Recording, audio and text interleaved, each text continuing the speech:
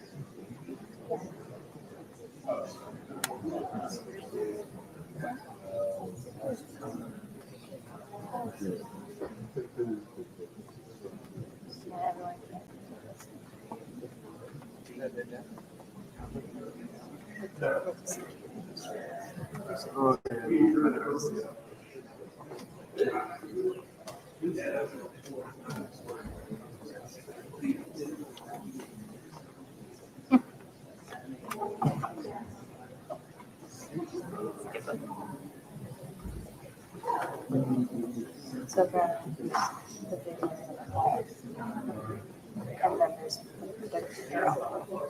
like in time for his.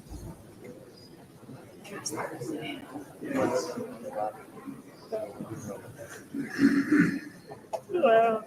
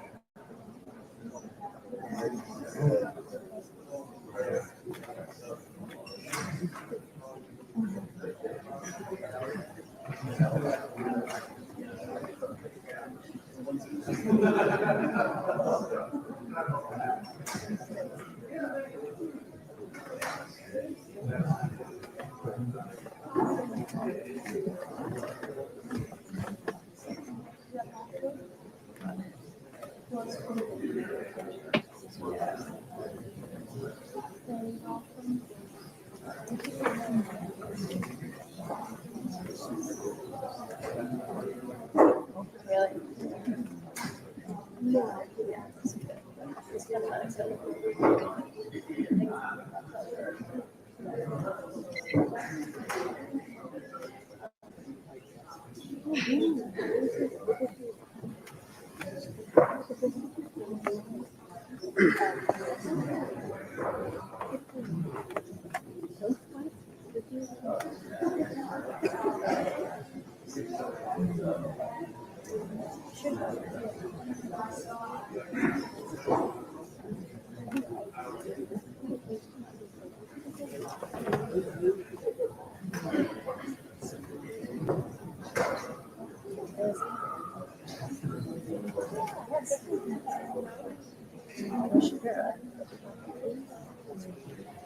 Do you see that? How you write it? It says that's okay.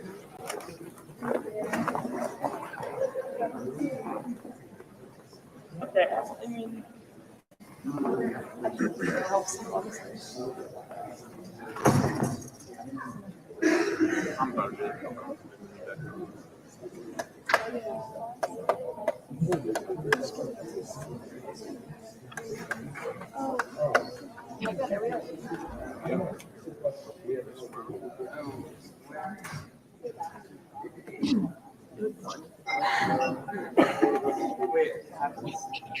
Yeah, where you get them. You watch it online. That's Watch it, you'll see me like not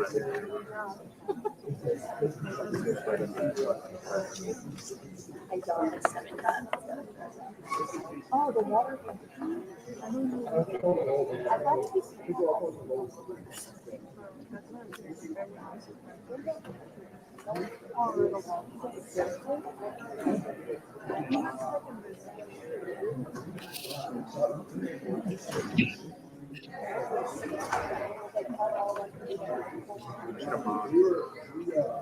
Dude, that would have been famous. That would have went viral. somebody like watches a fan would be like on TikTok like who's this bitch?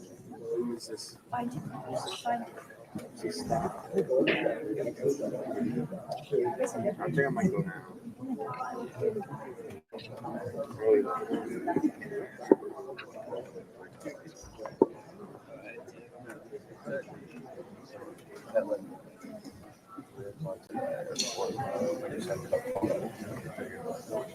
So No, I'm not.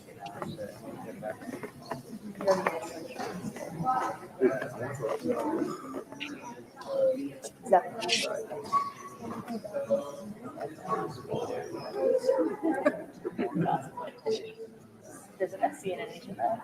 Good morning. Good morning.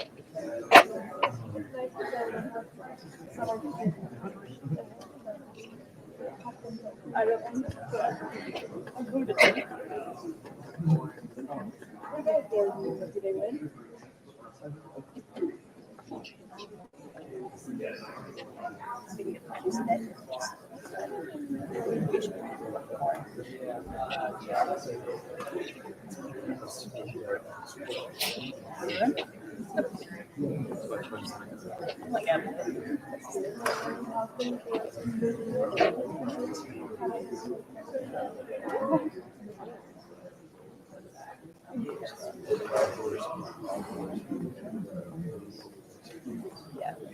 When is it? Oh, it's today.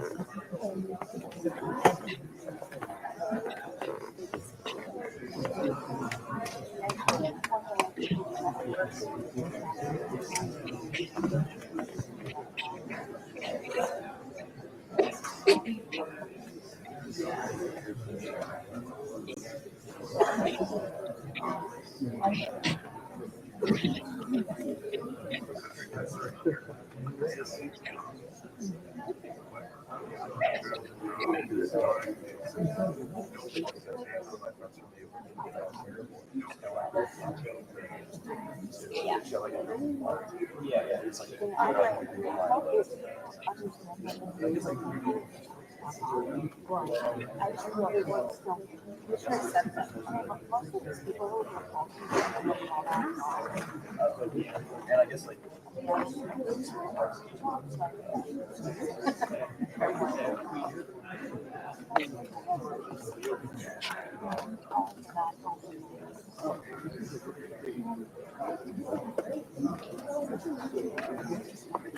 part of the power of part of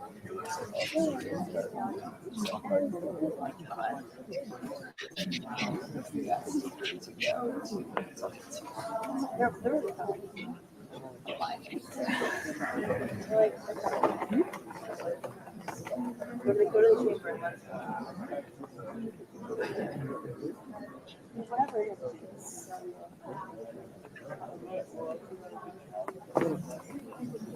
So you're gonna leave with that.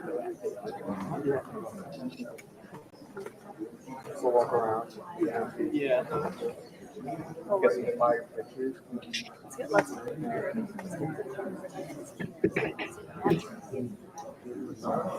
Was there no one in the building except that?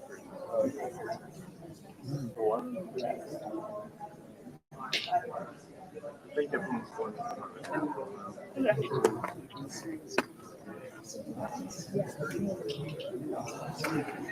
They started at 11. And then till, I think till 9. We're just trying to the mall. go. It's not another couple.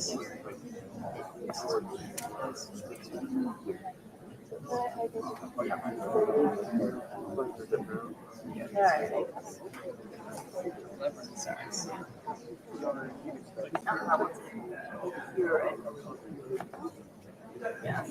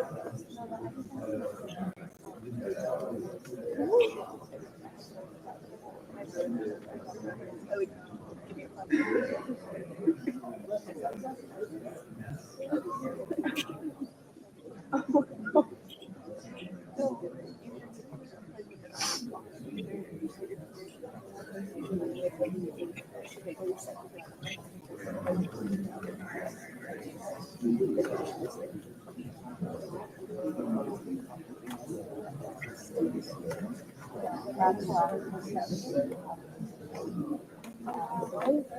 where I released mags. I put that in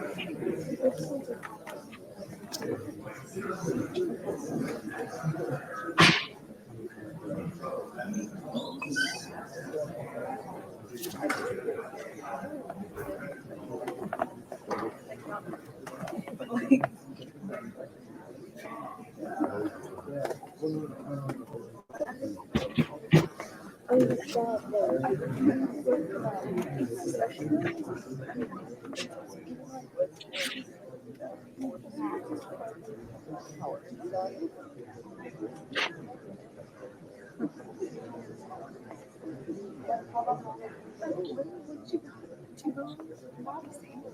She how old she how old is she?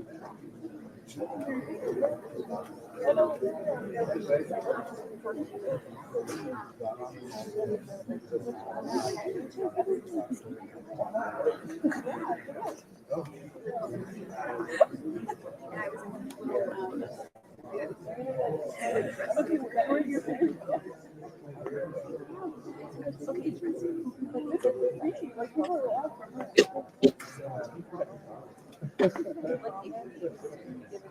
Oh, they're like, like I've never seen that.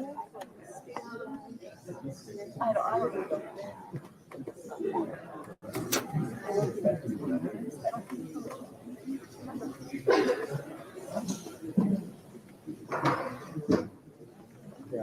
Oh, sorry.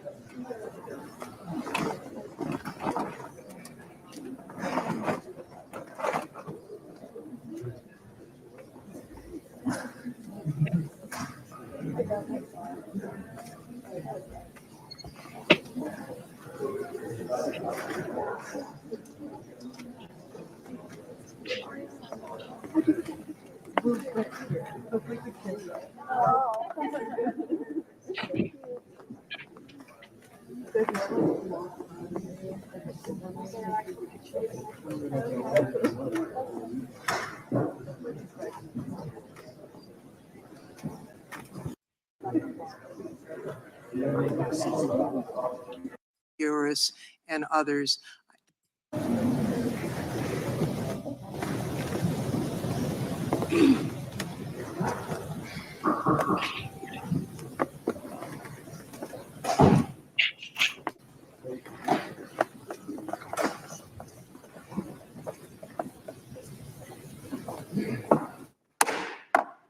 Committee will come to order. The chair recognizes the gentlelady from California for 5 minutes. Thank you, Mr. Chairman, and thank you, Director Wray, for being here with us today. Before I ask anything, let me just echo the comments made by others, especially the ranking member, decrying the state of political violence in this country. It's completely unacceptable. We have a democratic system that allows for us to disagree, but not to take those disagreements to violence. That's what we have elections for. And I want to also thank you and all of the FBI for the work that you do, and frankly, the abuse, unwarranted abuse, criticism that have been directed to you by conspiracy theorists and others. It doesn't make your hard job any easier, and I want you to know that many of us notice that and appreciate the work that you and your team are doing. Let me just ask a couple of quick questions. First, many of us are interested in the motives of the shooter here. You know, when it's an assault on a political figure, you immediately assume there's a political motive, and that may be the case here. We don't know yet. But I was interested in what you're seeing on his phone. The press has reported that he had pictures not only of Mr. Trump, but of Mr. Biden and various other members, political figures. Can you discern, was there, an element of, mainly Republicans, maybe Democrats? Was it all over the board? Can you enlighten us about that? Well, this is a place where it's particularly important for me to reiterate the caveat that I've included before, because in this instance in particular, we have a lot of legal process out for additional accounts and things like that that the shooter is associated with. So we're hoping to learn more, and we're still exploiting a number of the digital devices. Right. I think it's fair to say that we do not yet have a clear picture of his motive. And I think it's important for me to explain, because I understand, of course, why everybody wants to know the answers to those questions.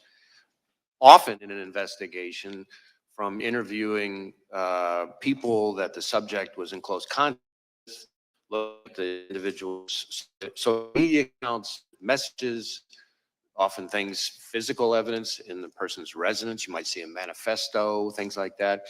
We're not seeing that yet, but we are digging in hard, because this is one of the central questions for us. What I can say is that the shooter appears to have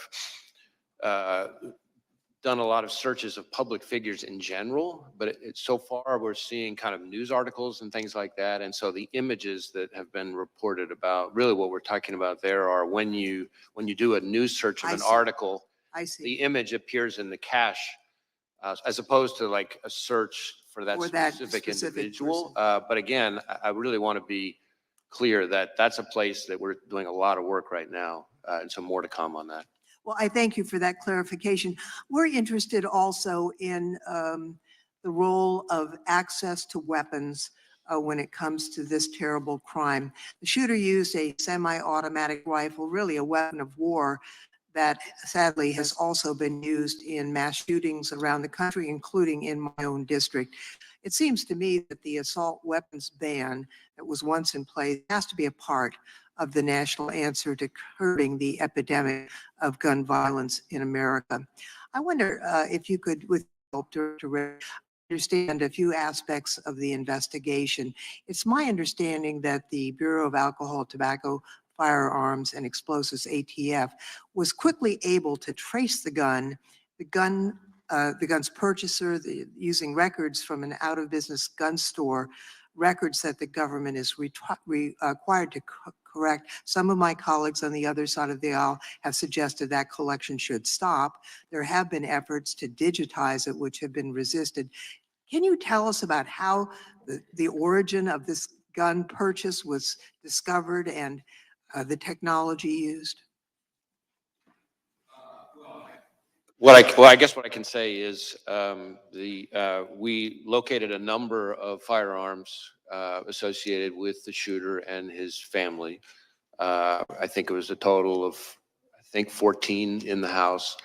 The weapon that he used for the attempted assassination was an AR-style rifle that was purchased legally, that he, is my understanding, acquired, bought actually from his father, who was the one who originally bought it, again, legally.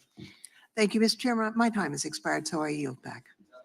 Gentlelady yields back. Gentleman from California is recognized. Thank you.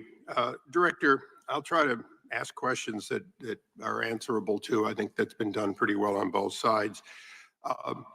You do the advanced threat assessment and deliver that information as to the general threat and then specifics as to protected people to the Secret Service. Is that correct? Well, sort of. The Secret Service does a threat assessment, but they're doing that based on intelligence that they receive from a number of sources, including, of course, the FBI. So we share, whenever we have threat information related to a particular individual or protectee, and we share it with the Secret Service at a number of levels. So you're a participant, but ultimately the responsibility for threat assessment as to these individuals belongs to the Secret Service? Well, again, the threat assessment for the individual belongs to the Secret Service, but we are an important part of that because we share threat information if we have any. They get threat information from a variety of sources. So, and you get them from that same variety of sources. They've got no sources that are excluded from the FBI, do they? Well, I don't know. I'm not aware of any that are excluded from the FBI, but they may receive information that comes directly to them that didn't come to us. Sure. Okay. Director, do you believe that former President Trump was a high-risk threat under your assessment? Well, I believe that former President Trump, really, frankly, like any president or former president, is a very high-profile figure and attracts a lot of, unfortunately, of the kind of threats we've been talking about. It's fair to say, not on a scale of 1 to a million with little nuances, but on a scale of 1 to 10, President Trump's risk was very similar to a current president, very similar to, because he was the presumptive nominee and leading in the polls and so on, that he was a high risk by any standard. Is that correct? Certainly, there's a reason why he has so much protection around him. Okay. Robert F. Kennedy Jr., the son of assassinated senator and the nephew of an assassinated president, would you say he was also, as a presidential candidate, at significant risk? Again, I think any presidential candidate raises some level of risk. It might vary from candidate to No, but it's clearly a risk. Okay. In a nutshell, the day before this attack, President Trump was documented not to have gotten on multiple occasions from the Secret Service what they asked for. The day after, it looks like they're getting more. The day before, RFK had been denied by the president multiple times, Secret Service protection. The day after, he now has it. So now my question is the actions of a 20-year-old with a lone gunman on a roof sufficient to change the risk assessment in your mind for President Trump and RFK? Or are we just realizing the threat that was always there and being more appropriate in matching it? And I know that's a little vague, but you've been at this for a long time. Hindsight is 20/20. Now that we have hindsight, is it fair to say that giving Robert F. Kennedy Jr. security, upping the security, including drones, overhead support for the president, former president, these are all things that in hindsight should have been done the day before? Well, let me try to answer your question this way. Of course, as I said, the assessments of the level of security to be provided to individual protectees. No, I understand it's a Secret Service decision. But what I would say to you is that, and I've been saying for quite some time, including in front of committees of this Congress, that we are in an elevated threat environment, and we have been for some time. And that comes from a variety of quarters. It is quite frankly a dangerous time to be a prominent public official. And in regards to that, the other side has spent a lot of time talking about what people on the right have said. But there was an attempted assassination on a Supreme Court justice. We have had the highest ranking senator on the other side of this body saying that there were actions, that they were accountable. We have had multiple members of Congress in both the House and the Senate berating the character of members of the Supreme Court as a result of their decisions made, both, sometimes 6-3, sometimes unanimous, whatever.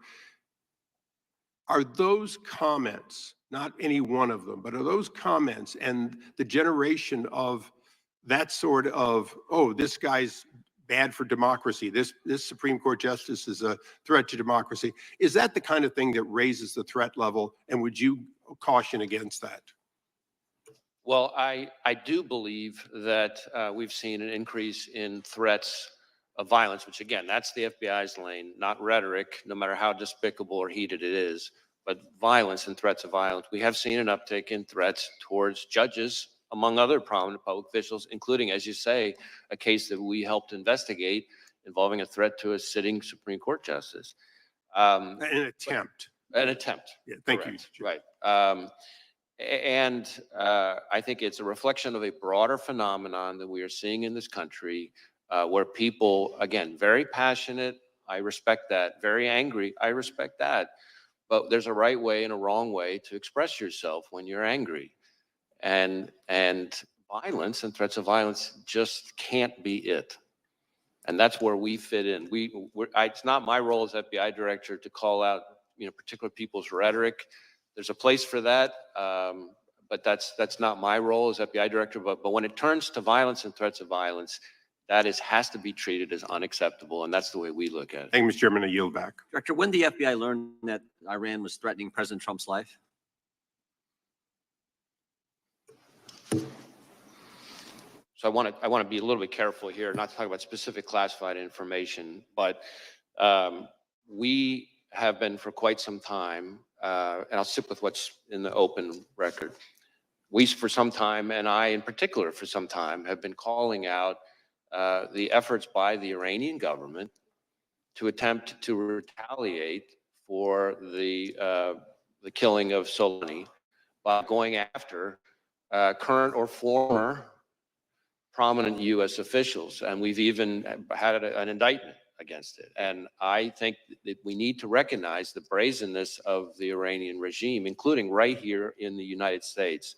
And I expect that we're going to see more of it, and I expect there'll be more coming on that. I'm not aware of any threat information related to protectees that wasn't, passed in a timely way, but I can't really get into specifics here. It's minorities' time here, but I just felt that was a question the committee needed to understand, and it sounds like you've known that for a long time, and that information was conveyed to the Secret Service? Any information related to threats against the former president, which again, as we've sort of talked about, is happens all too often, is something that we have a whole process we routinely share with the Secret Service on a number of levels in a timely way, and to my knowledge, that has consistently been followed. Gentleman from Georgia is recognized. Thank you, Mr. Chairman. Thank you for being here, Director Wray. Director Wray, the FBI is the independent law enforcement agency under the Department of Justice. Is that correct? Yes. And does the FBI director currently report to anyone? Well, you mean in a chain of command, Yes. Reporting structure kind of Yes. thing? Yeah. So the FBI is part of the Justice Department. On the org chart, you would see that the FBI director, and this has been true for decades, reports to the Deputy Attorney General, who reports to the Attorney General. Obviously, reports in a communication sense, I report to any number of people. As opposed to a micromanagement reporting system. Correct. And you would take issue, would you not, with any proposal that would change or alter that chain of command and place you or place a FBI director in the position of reporting directly to the president? Would you not? You would oppose that? I don't think that would be a wise reporting structure. I think the structure that we've had for decades now makes sense. I think there's a difference between independence in a sort of organizational structure perspective and independence in terms of the way you do the work. Obviously, the FBI is part of the Justice Department. Well, reporting directly to the president would eliminate your independence, would it not? I don't think it would help. Yeah. And you're familiar with Project 2025, are you not? I mean, I've seen news reports about it. I'm not particularly familiar with it. You're aware that it is a game plan for President Trump's first 120 days in office, correct? I'm really not familiar with the details. Again, I've seen reporting about it. It is. And what he proposes to do is to force the FBI director to appoint, to report directly to him. That's what he wants to do within the first 120 days. He also wants to eliminate the position of FBI General Counsel. That is also set forth in Project 2025. How would you recommend that? I think the FBI's Office of General Counsel serves an incredibly important role, including in terms of advising our workforce. We have 38,000 people. The idea of having an organization like ours, an independent law enforcement agency like ours that doesn't have its own general counsel's office doesn't make sense to me. Well, it would seem like any proposal that would force the director to report to the president, and then there would be no legal counsel for the director of the FBI. That seems like it's an attempt to neuter the FBI and render it accountable only to the president. Isn't that correct? Well, let me put it this way. I recognize that the FBI director, this FBI director and every FBI director before me serves at the pleasure of the president. And that's part of our system. I was appointed by President Trump. I respect that. I think that's a part of our structure. But independence in terms of how we do our work is what matters to me. And we need to be able to do our work in a way that is free from political interference. Well, you wouldn't be able to do that by reporting everything you do to the president and getting his authority and approval before you take action, correct? I don't think that would be a wise approach. And then there's even a proposal to replace many of those 38,000 dedicated civil servants who work for the FBI, replace them with a MAGA group that has pledged its allegiance to Donald Trump. What danger would that bring to the FBI if that were to happen? Well, again, I haven't read or reviewed this thing that you're referring to. What I say is true. But What the FBI is impact would made that up have? of 38,000 dedicated career law enforcement professionals. It has no political appointees of any kind unless you count me as a You don't nominee want of the that to former change president. either, do I you? don't think that should change. I You don't think want that is a bunch that is of MAGA part of how we loyalists do our work. being Right. being the employees of the FBI. We're coming up on It 116 would- years of the FBI, and that's the way it has been for It 116 would years. be crazy to take 38,000 MAGA loyalists and put them at the FBI. That's frightening. That's what Project 2025 proposes, and I'm glad to know that you are not with that program, and with that, I yield back. Gentleman yields back. Gentleman from Florida is recognized. Was the shooter on the FBI's radar in any way prior to the assassination attempt? We did not have any information about the shooter. He was not in our holdings before the shooting. No communication in any chat rooms, no CIs or confidential human sources have any interaction with? No, we've run a thorough search for the subject through all of our holdings, and he was not in them anywhere. Were there any FBI agents or informants present at the Trump rally in Butler? Not to my knowledge. And Mr. Jordan was talking to you about Iran. Were law enforcement resources diverted from the protection of President Trump to John Bolton as a consequence of concern that Mr. Bolton might have been the target of Iranian malign efforts? That's really a Secret Service decision. I don't know the answer to that. That's really something they would know better. What I can tell you is that there are a number of individuals. You mentioned one who we've brought a case, a specific criminal case for the Iranians targeting for assassination. But how the Are you gonna Secret get Service that answer allocates- to us, whether or not resources were diverted from Trump to Bolton? Is that just gonna be part of your review? I think that's going to be part of the reviews by the inspector general. The Inspector and General for after- DHS, right? Of DHS Right, and the and I- outside Got it. panel. And I think that's an important point because the Inspector General for DHS has really fallen out of favor with the administration because he's been pointing out all the problems on the border with Mayorkas and Biden. And we're always kind of worried that they're about to fire him, which would be a really bad idea now that this role that you've identified is so critical. Be a bad idea to fire the IG for DHS during the pendency of this, right, Mr. Director? I don't think that would be a good idea. I'm with you on that. So I want to zoom out a little bit. How often do you brief President Biden?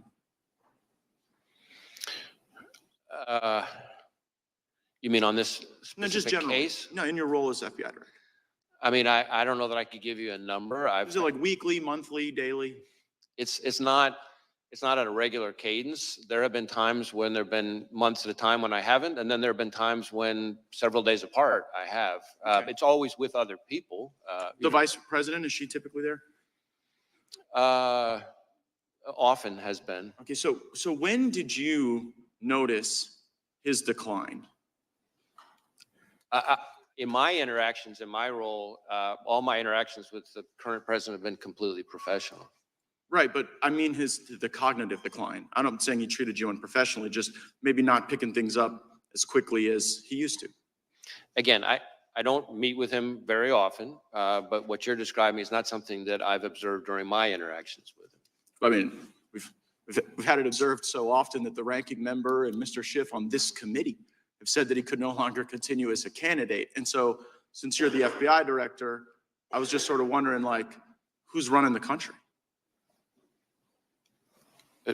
Like if something bad happened, you'd have to go brief President Biden about it right now. God forbid. And on any number of occasions, I have briefed the president. And as I said, those briefings have all been eventful, remarkable. I imagine the unavailable.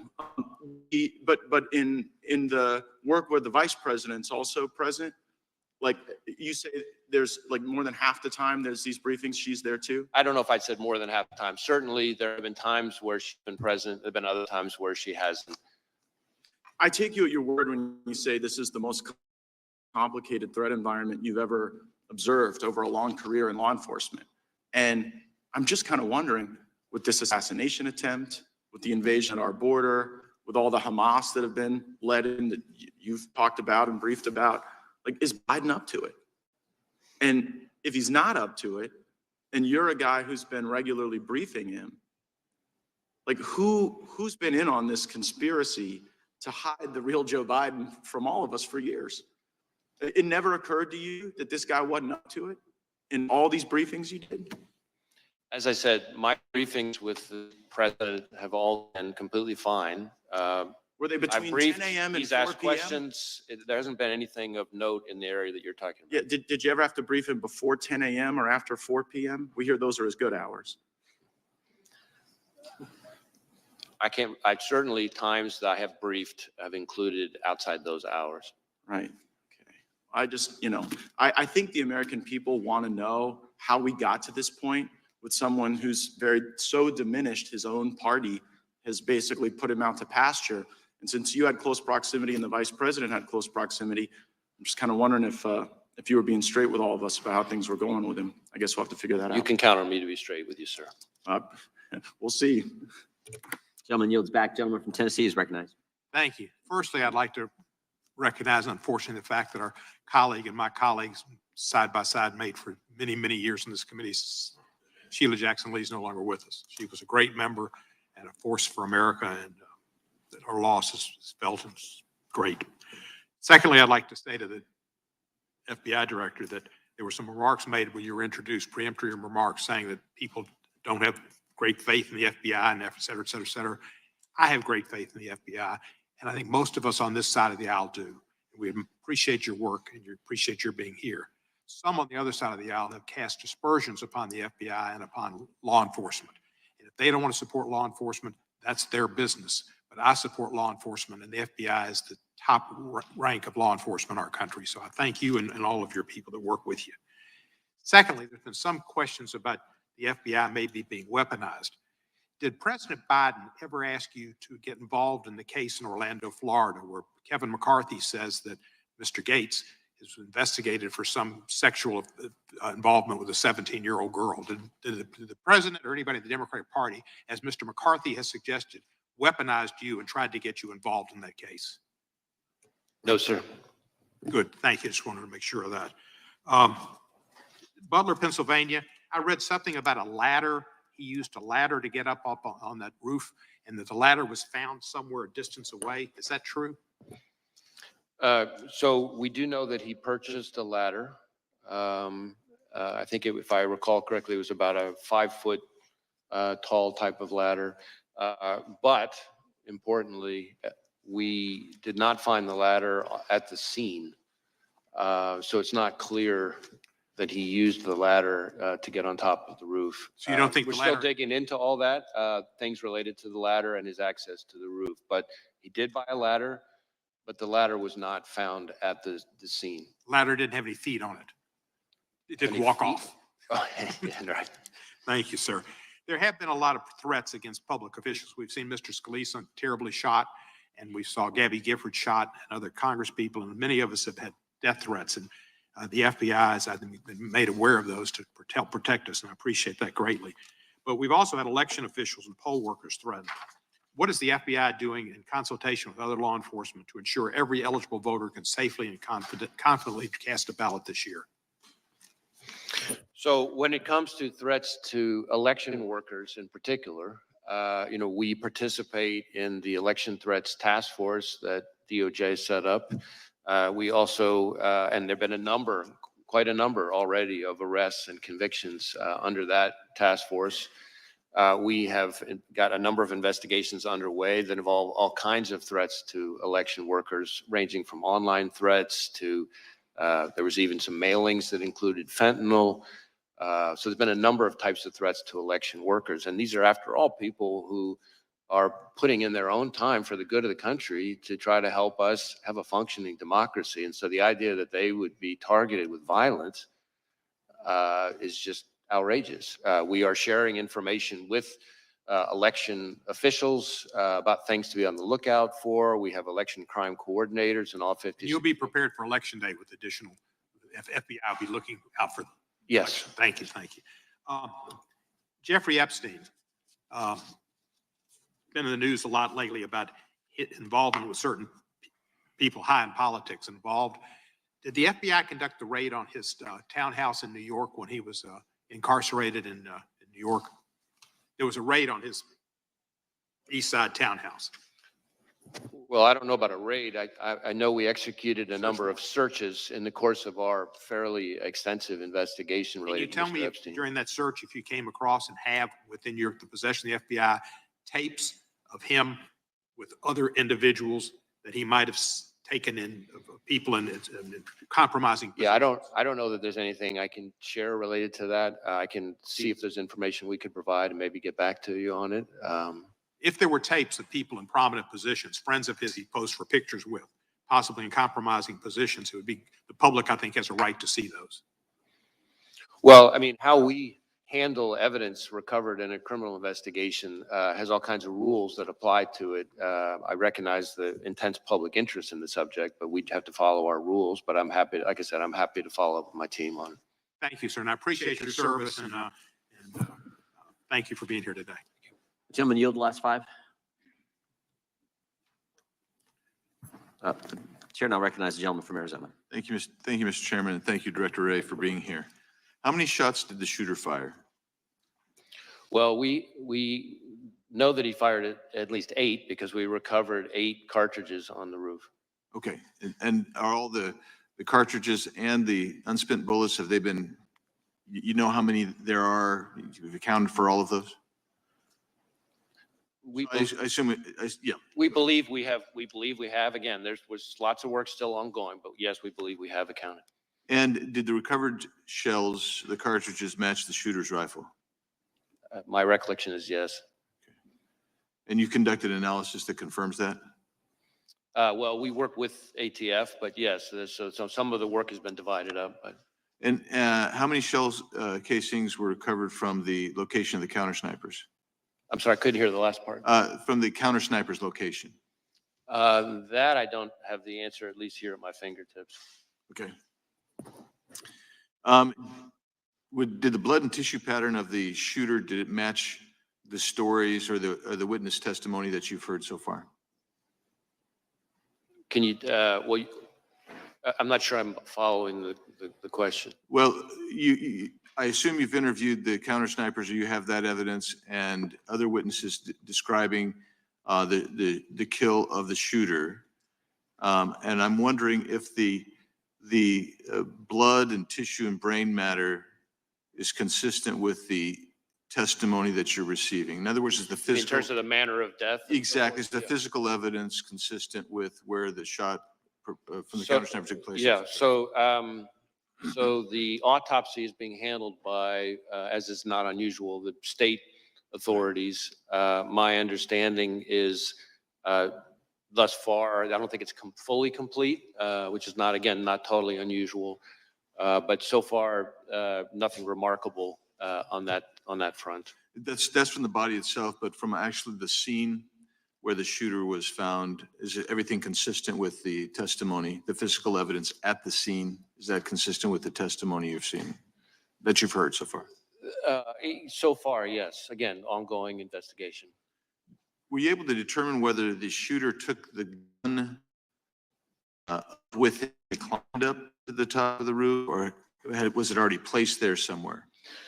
So that is something that we're drilling into right now that we don't know the answer to yet. I can tell you, which may be relevant though to your question, that, and I don't think this has been reported yet, that the weapon had a collapsible stock, which could explain why it might have been less easy for people to observe, because one of the things that we're finding is people have observed him, the first people to observe him with the weapon were when he was already on the roof, and we haven't yet found anybody with firsthand observation of him with the weapon walking around beforehand. So that doesn't mean he wasn't, obviously, but the collapsible stock is potentially a very significant feature that might be relevant to that. Did he have a scope? I believe so, but as I sit here right now, I don't remember. Okay. You mentioned about 2 hours before the incident that he'd had a drone and he was using a drone. Instead of me putting words in your mouth, just tell me how you discovered the drone, how you discovered the time, and how you discovered, if you can describe what he would have been observing with the drone and how you determined that, please. So this is something that's very much ongoing right now. We're going back and forth with our lab as they continue to do work on it. What I would say is the drone was in his car. As I said, we've been able to, by exploiting the drone, determine its use and flight paths. There were no pictures or videos on the drone of the day of the rally, for example, but we have been able to reverse engineer the flight path of the drone from the day of the rally, and that's how we know that for about 11 minutes, from I think it's around 3:50 p.m. to 4 p.m., somewhere in that range, he was flying the drone, and we have the flight path. It's about 200 yards away from where former President Trump would ultimately be speaking. And so that would have primarily given him a vantage point. I'm trying to think how to describe this. If the former president's podium is that way, yeah, the drone would be over here looking, say 200 yards again off this way, looking back. So it would have shown the shooter, we think, again, we're still doing more work on this. I really want to qualify what I'm saying, but I'm trying to be transparent and lean in here. We think it would have shown him kind of what would have been behind him.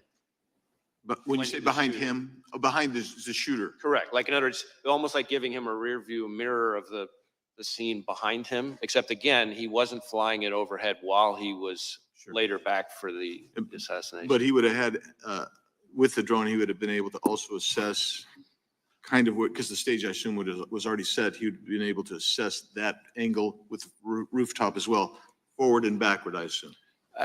Well, certainly going towards the podium. Again, we're still trying to figure out exactly what he saw because we're having to, in effect, because there's no recording of what he saw during those 11 minutes, our hypothesis at this point, the experts think he would have been live streaming it. And so we're trying to, in effect, say, okay, if this was the flight pattern, given these capabilities of the drone, what would you have seen? What could you have seen for those 11 minutes? And again, it wasn't over the stage or the kind of the hub of the rally. It was about 200 yards away, but it looks like it would have been looking, let's say, length of a football field or so, more, kind of towards the podium. Great, thank you, Mr. How many separate times was the shooter on the premises? So again, with the caveat that we're continuing to do work on it, we believe that the first time he traveled to the grounds was, I think, a week before, and he spent roughly 20 minutes there. Then he went to the grounds again on the morning of the event, it appears, for about 70 minutes, I think. But again, I qualify that. I'd have to go back and look to be sure of that part. And then he came back in the afternoon. So that would be, I guess, a third time for good. But that included things like this drone activity we just talked about. Gentleman from California is recognized. Thank you, Mr. Chairman. Director, thank you for appearing. Thank you for the extraordinary job that you're doing. Please convey our thanks to the men and women at the Bureau for their incredible work. I've worked with them since I was an assistant U.S. attorney more than 30 years ago. Let me start with a threshold question I'm curious about. When I applied to be an assistant U.S. attorney, I had to go through a background check. Do candidates for the FBI have to go through background checks? Yes. Would someone with dozens of felony convictions survive a background check for the Bureau? No. So they would never be hired by the Bureau? No. Well, clearly the Bureau has, you don't have to comment on this, I know you won't, but clearly the Bureau has higher standards for their hiring than one of America's great political parties. Let me turn to the events of the tragic shooting. Have you been able to gain access to the shooter's electronic communications, social media, and with the caveats that you mentioned that the investigation is still early, have you been able to make any deductions or are there any indications of the shooter's motivation from those electronic holdings? So in terms of our ability to access it, we have been able to get into and exploit a number of electronic devices, digital devices, but not all of them yet. And then within his various accounts, we've been able to get access to some of them, but some of them we're still waiting on. Some of them we may never get access to because of the encryption issue that it presents an increasingly vexing barrier for law enforcement, not just the FBI, but for law enforcement all over the country. But we're still drilling into that. We have some information. Some places we've been able to look. Some places we will be able to look. Some places we may never be able to see, no matter how good our legal process is. But that's what we're looking at right now. In terms of what we've been able to find so far, a lot of the usual repositories of information have not yielded anything notable in terms of motive or like ideology. Having said that, it does appear fairly clear that he was interested in public figures, kind of more broadly, and I think this is important, that starting somewhere around July 6th or so, he became very focused on former President Trump and this rally. And so one of the things that I can share here today that has not been shared yet is that we've just in the last couple of days found that from our review, to your point about devices, analysis of a laptop that the investigation ties to the shooter reveals that on July 6th, he did a Google search for, quote, how far away was Oswald from Kennedy? And so that's a search that obviously is significant in terms of his state of mind. And that is the same day that it appears that he registered for the Butler rally. And we say that his electronic holdings indicated an interest in different public figures. Without anything you're comfortable revealing about those public figures, can you tell us anything generally about them, either the offices they hold, their political party, or was it simply people of a high profile? Well, a couple things. First, the images that we've recovered so far from, I can't remember which of his various devices, appeared to be what we call cached images from searches of news articles. So if you do a news article search, of course, if there are photos on it, those photos get stored automatically in your cache, as opposed to me searching or him searching for a specific person and getting up images of that person. As far as the pictures that are like that, there's doesn't seem to be a whole rhyme or reason to it so far, other than these are, all prominent public people, but they cover both parties. They cover both U.S. people and even some foreign public officials.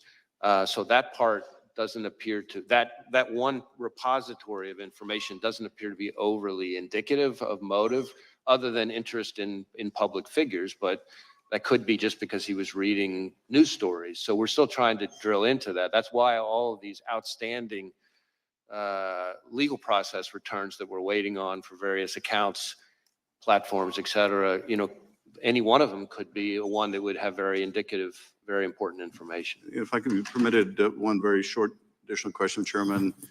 From that, any indication of any other particular target, that is someone who was not just sort of generically the subject of the searches you described, but for which there was more of an interest than others?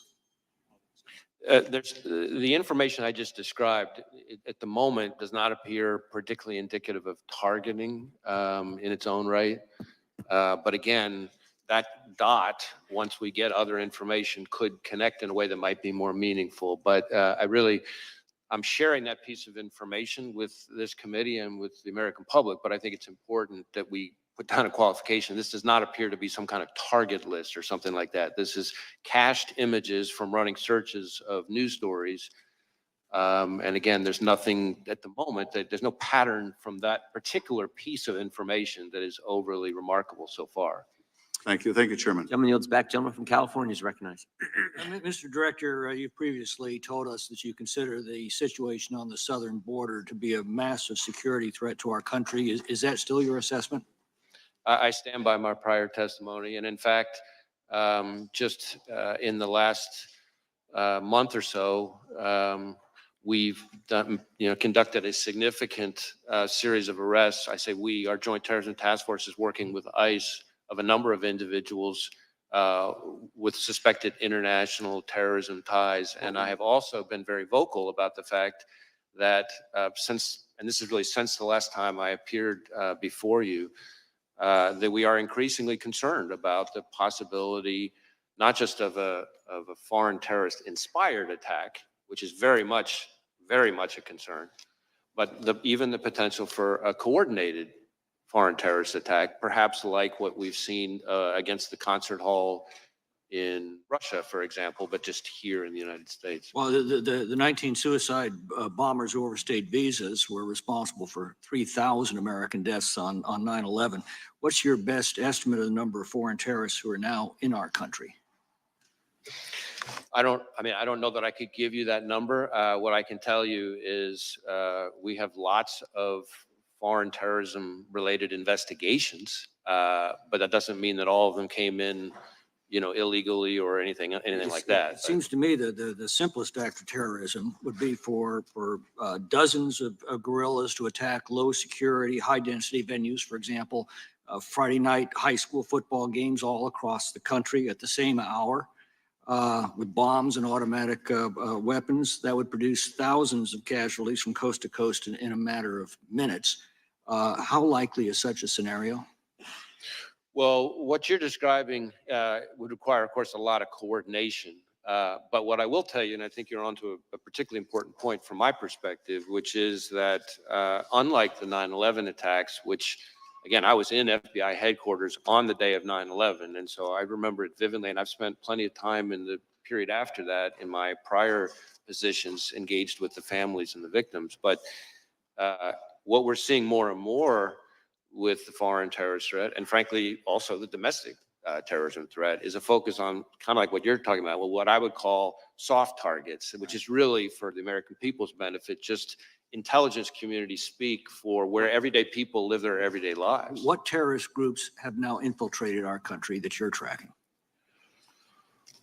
Well, I don't know that I would say infiltrated. We have investigations as we speak that relate to ISIS and its affiliates. We have investigations as we speak that relate to Al-Qaeda. We have investigations as we speak that relate to Al-Shabaab. We have investigations as we speak that relate to the Iranian proxies, Hezbollah, and so frankly, even the IRGC Quds Force itself. What foreign criminal gangs are now in our country that you're most concerned with? Well, foreign criminal gangs, I mean, we obviously have investigations, a lot of investigations into, gangs like MS-13, for example, and some of its counterparts. Although I think if you were to talk to most chiefs and sheriffs like I'm doing every week, we shouldn't underestimate how prevalent neighborhood gangs are, really. It's a lot of the gang violence. Well, I'm concerned about those that we've allowed in through the southern border and what threat they are now posing. Do you believe that the vetting performed at the southwest border is adequate to ensure that aliens with terrorist or criminal gang ties are not being released into the United States?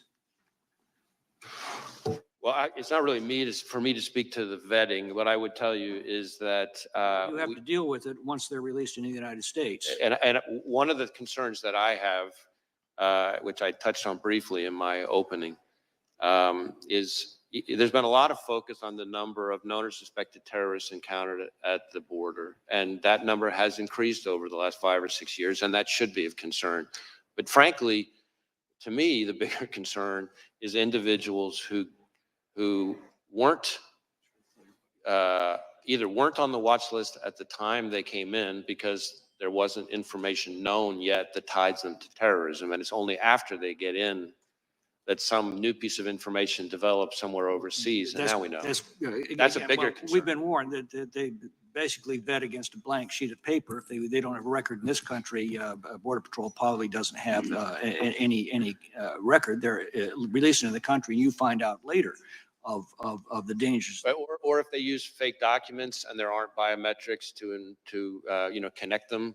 Sometimes there are people who come in who, because of the nature of the threat information that puts somebody on the watch list, there wasn't, fingerprints from the person at the time, because not every piece of intelligence comes with fingerprints.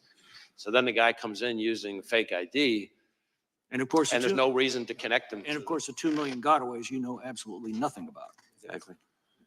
Well, I don't know about absolutely nothing, because we may come across them in other things. I mean, one of the key parts of our collective defense here is that we work with 800,000 sworn law enforcement across the country, and we train them on the right questions to ask and things like that, so that we can build in additional eyes and ears if they, do a traffic stop or whatever happens to be. We run a greater chance of leveraging all that to pick up people who may have slipped through the cracks. Gentleman yields back. The gentleman from California is recognized. Director, we're about 100 days until the election. Russia has attacked our democracy in past elections. Are they seeking to do it in this one? We assess that the Russian government continues to want to influence and in various ways interfere with our democracy, with our electoral process. In fact, just in the last few weeks, we announced a significant disruption of a generative AI enhanced social media, bot farm essentially of the Russians that was designed to be an influence operation, and some of the fictitious profiles of those bots purported to be U.S. persons. So they're still at it. We've seen that in election cycle after election cycle. Do the Russians have a preferred candidate?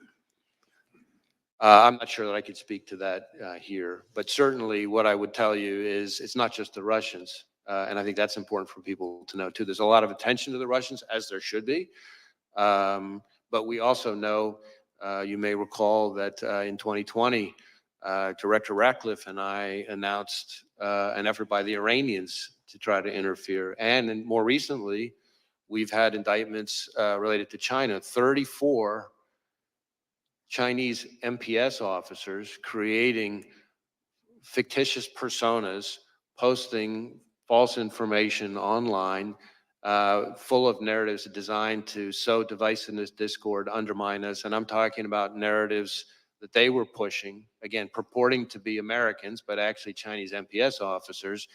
For example, trashing any suggestion that COVID came from a leak, or trashing U.S. law enforcement on the occasion of the anniversary of George Floyd's death. And shifting to the attempted assassination on the former president, I want to make it clear, in America, violence has never been the answer, not on a certain day in January or a recent day in July. And I just want to go through the shooting just briefly with you.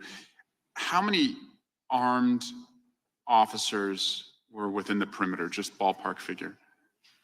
You know, that really goes to the security posture, which is the subject of the DHS Inspector General's review and the outside panel, independent panel that's. Would you say probably more than 100 though? I have to believe that number, but I don't have that number at my fingertips. Our focus is on the shooter and his attack. And the shooter was able to get 8 shots off before he was killed. That's what it would appear, yes. Type of weapon used by the shooter was an assault rifle? Was an AR style rifle. So that means 1 trigger pull, 1 round. Is that right? Essentially. Do you like to shoot? Do I? Yeah. Yeah, yes. Do you know the difference between an AR and a bolt action rifle? I'm not going to try to sit here and engage on sort of firearms expertise, but I've fired a variety of weapons. But had the shooter used a bolt action rifle, would that have been one trigger pull, 1 round? That's my understanding. And would there have been more? Well, on an assault rifle, trigger pull, round, bolt action, non-assault rifle. What's the difference? Is it faster, slower? He was able to get more rounds off more quickly than he would have with other kinds of weapons. And that's my point, is that we can add additional resources to protect political candidates, and we should. The people who went to that rally deserved to be protected from gun violence, just like the students at Parkland deserve to be protected from gun violence, just like the babies at Sandy Hook deserve to be protected from gun violence. So we'll devote more resources. We've added a presidential candidate who is also now protected. But if we're being honest with ourselves, we have armed this country to the teeth.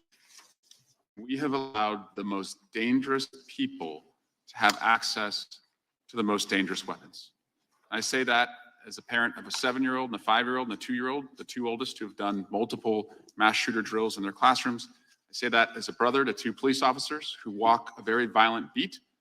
And I say that as an elected official who believes that my colleagues deserve to be as safe as I deserve to be when we are at political rallies. So we really need to step back and think, if we allow these weapons to be in our country, can we truly protect elected officials, and can we truly protect, most importantly, our children and the next generation? I yield back.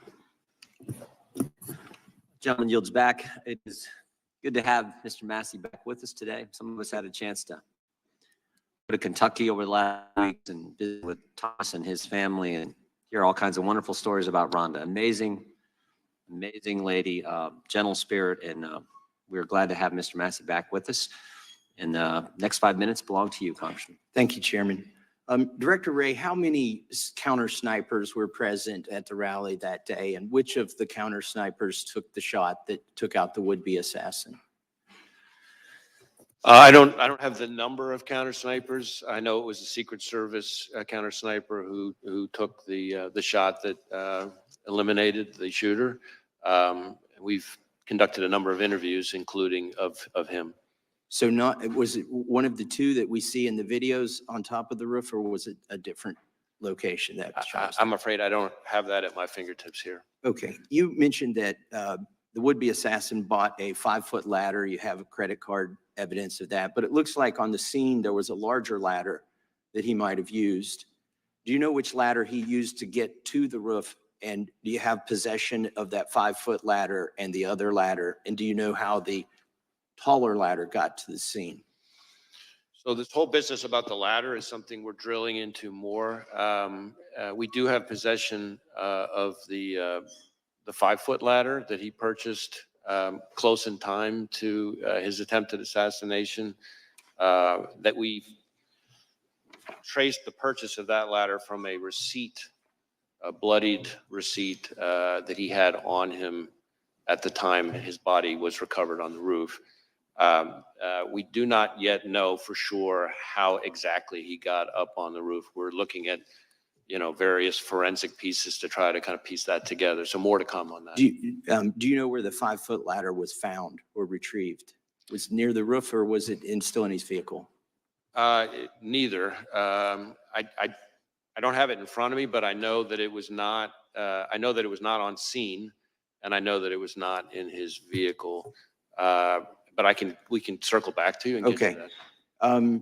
Is there any evidence at all that he may have been in contact with somebody else before this occurred that may have had any prior knowledge or may have helped him plan this event? Well, needless to say, that is a question that we're intensely focused on because that would obviously be incredibly meaningful. So far, underline, so far, we have not found any evidence of any accomplices or co-conspirators, foreign or domestic. And you're using geolocation data to see if his cell phone was near another cell phone, I presume? Right. We're doing lots of different kinds of cellular analysis, geolocation stuff, looking at his accounts. He, from everything we've seen, which is consistent with what we've learned in interviews, a lot of people describe him as a loner.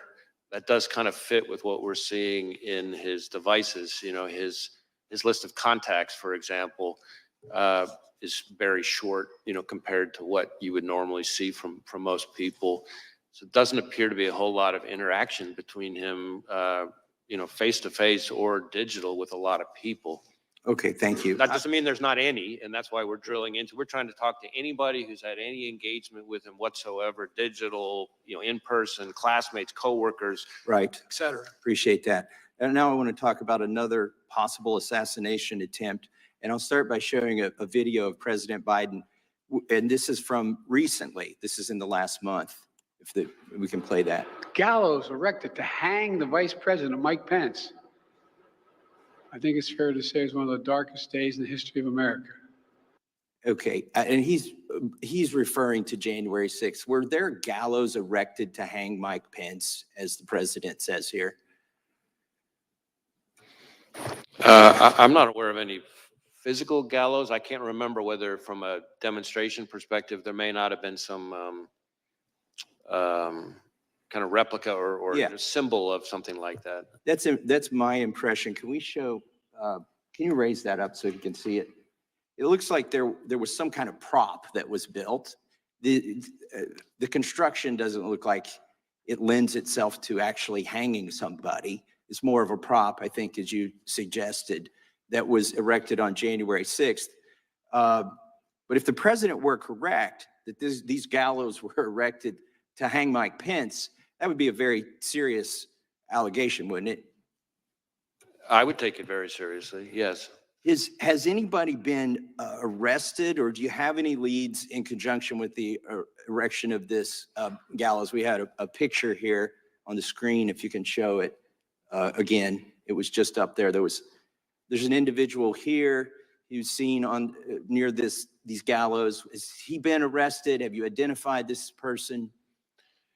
I don't know that I could speak to this specific person or the gallows that are pictured on the image. We have had, I think, 850 people who have pled guilty to federal crimes related to January 6th. And I think, another 180, I think it is, convicted at trials.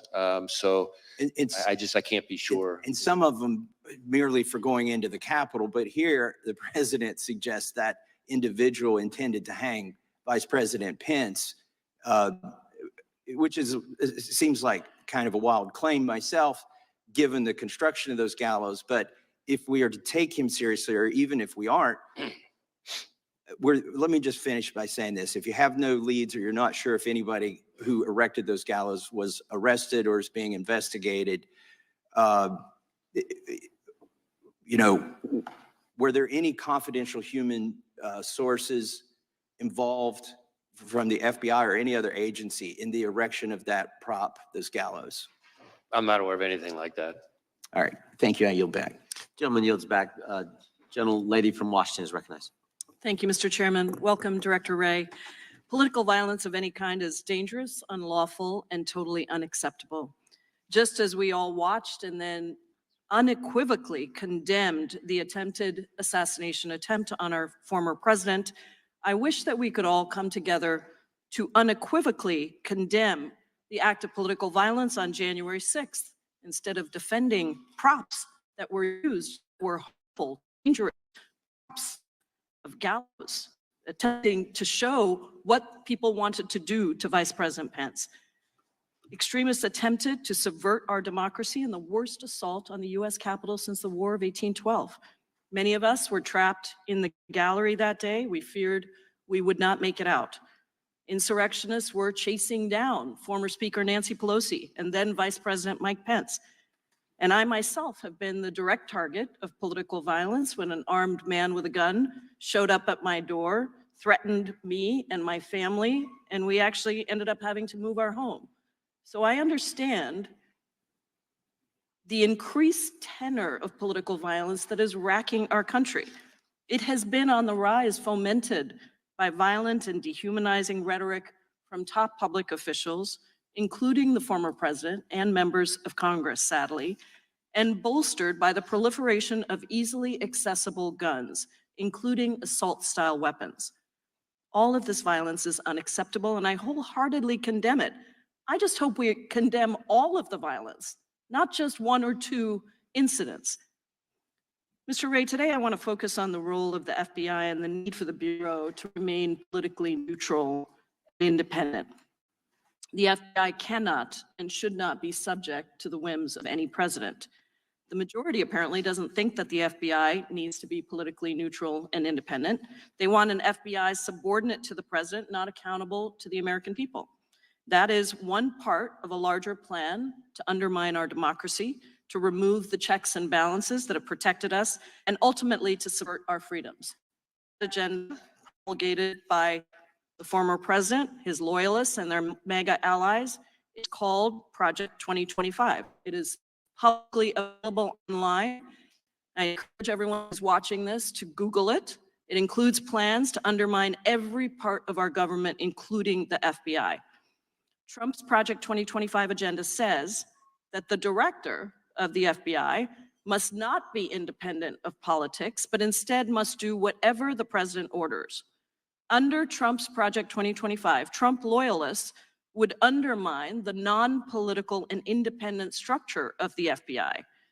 Project 2025 openly calls on the next conservative administration to support, quote, a vast expansion of the number of political appointees in every office across the DOJ, especially the FBI.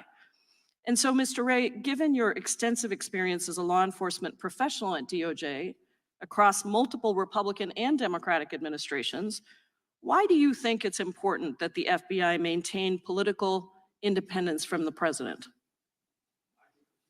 I think the FBI is and needs to stay independent, and that means protecting American people without fear or favor, upholding the Constitution and the rule of law, and it means following the facts wherever they lead, no matter who likes it. And I add that last part because the essence of independence and objectivity is not that an investigation is going to always yield the result you want. Our independence and objectivity can't only be respected when you like the outcome. That's the very essence of objectivity. Sometimes you're going to like the result, sometimes you're not going to like the result. And that applies to everyone, including us. Any number of times we're disappointed and frustrated by the results of our investigations. But the alternative is an erosion of the rule of law, where the only thing that distinguishes one investigation from another is power. And that's what you see in some of authoritarian countries around the world. So I'm not familiar with this particular No, I didn't ask you to Project comment on that. 2025 thing. I don't know anything about it, but what I can tell you is, from my perspective, the FBI needs to be functioning as independent. Doesn't mean it's not part of the executive branch. It doesn't mean the FBI director doesn't serve at the pleasure of the president, but it does mean that the way we do our work Has to be objective. Has to be independent. Yeah, thank you. I have another question about the role of attorneys at the FBI Office of General Counsel. How do we protect that work? I'm sorry, could you repeat the question? The role, what role do the attorneys at the FBI Office of General Counsel play in ensuring that the Bureau respects the constitutional rights of American citizens? How do we protect that work? So in my experience, the lawyers in the Office of General Counsel play an incredibly important role in ensuring that our agents have their questions about how to comply with the law and conducting their work answered, and ensuring that we conduct our work in the right way, which means scrupulously adhering to the laws and the rules that apply to us. I just wanted to say before I yield, Mr. Chairman, that the Project 2025 also eliminates the FBI's Office of General Counsel in-house lawyers who are responsible for that role. I appreciate your indulgence and I yield back. Gentlelady yields back. Gentleman from Wisconsin's recognized. Yeah, thank you, Mr. Chairman. I think it was when you were here December of last year, Mr. Wray, that you said blinking lights were going off in regards to the southern border and what is happening down there. Has the border situation improved in terms of your assessment with the security of Americans since you were last here in December? Well, I guess a couple things, and I appreciate the question. So first, the blinking lights comment that I made refers more broadly to the threat environment that I'm seeing as FBI director across a wide range of threats. Contributing to that in a variety of ways are the threats that emanate from the border. So it's not a comment just on the border issues. It's the threat environment that we face more broadly, in my experience in law enforcement. I am increasingly concerned that foreign terrorists could seek to exploit vulnerabilities at our southwest border or at other ports of entry or in other aspects of our immigration system to facilitate an attack here in the United States. I think that is something we have to be concerned about. There's been a lot of focus on numbers of this, numbers of that, and I understand that.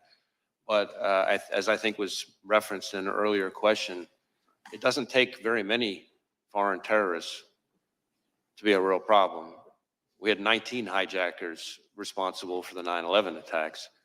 And we just not that long ago had a case, some of the members of the committee will remember, where we charged an individual for trying to smuggle individuals in to assassinate former President Bush. Are you concerned that the Border Patrol chief, former Border Patrol chief Rodney Scott, said that he was concerned about very, very minuscule data that they're receiving? So there's all this, we are told that illegal aliens are vetted against databases, but oftentimes they're doing biometrics as they come into this country, but not looking behind it in their home countries. Does that concern you when there's not a review done in the home country? Well, we certainly need as much help as we can get from the countries of origin of these people. When I say origin, not just where they come from originally, but countries they've come through. And the biometric enrollment piece is, of course, an important one. We have situations where even if... Are we doing a thorough enough job of reviewing them, their actions and their lives in their home countries before they came here? Well, I mean, we need more help from our foreign partners. There's no question about that. And I think that's an important part of it. How about our domestic partners like the CIA and others that are supposed to protect us?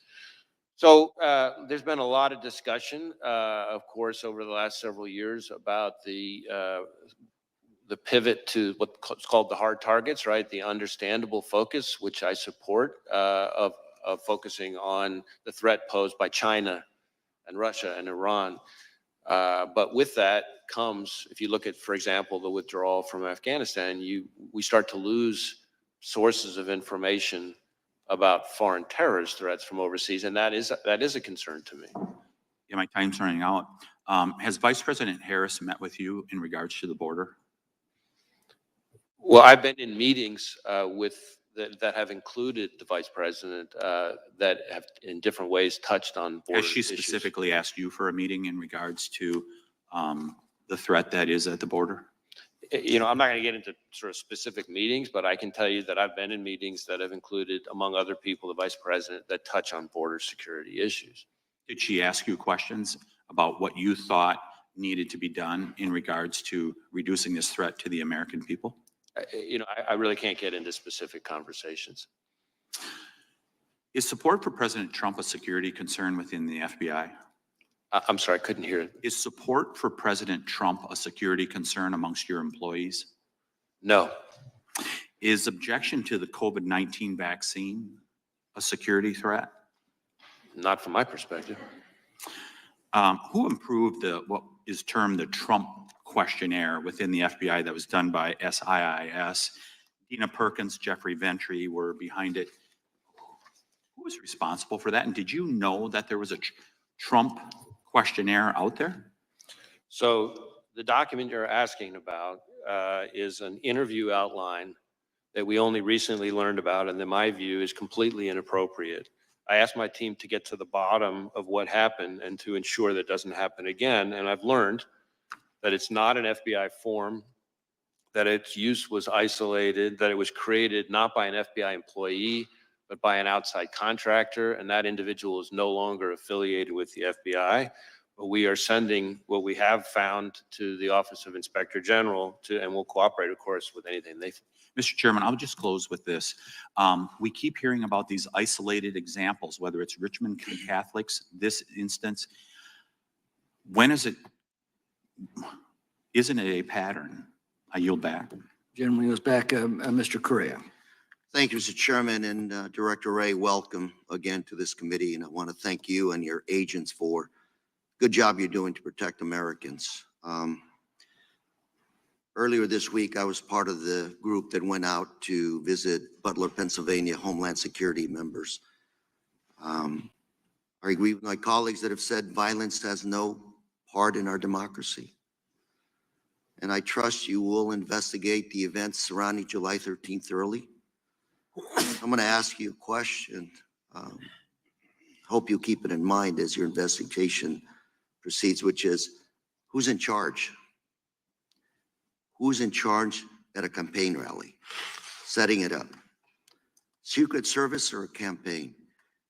And I ask this question because when I was there, had a couple of law enforcement individuals alluding to that question as well. They gave me an example. They said,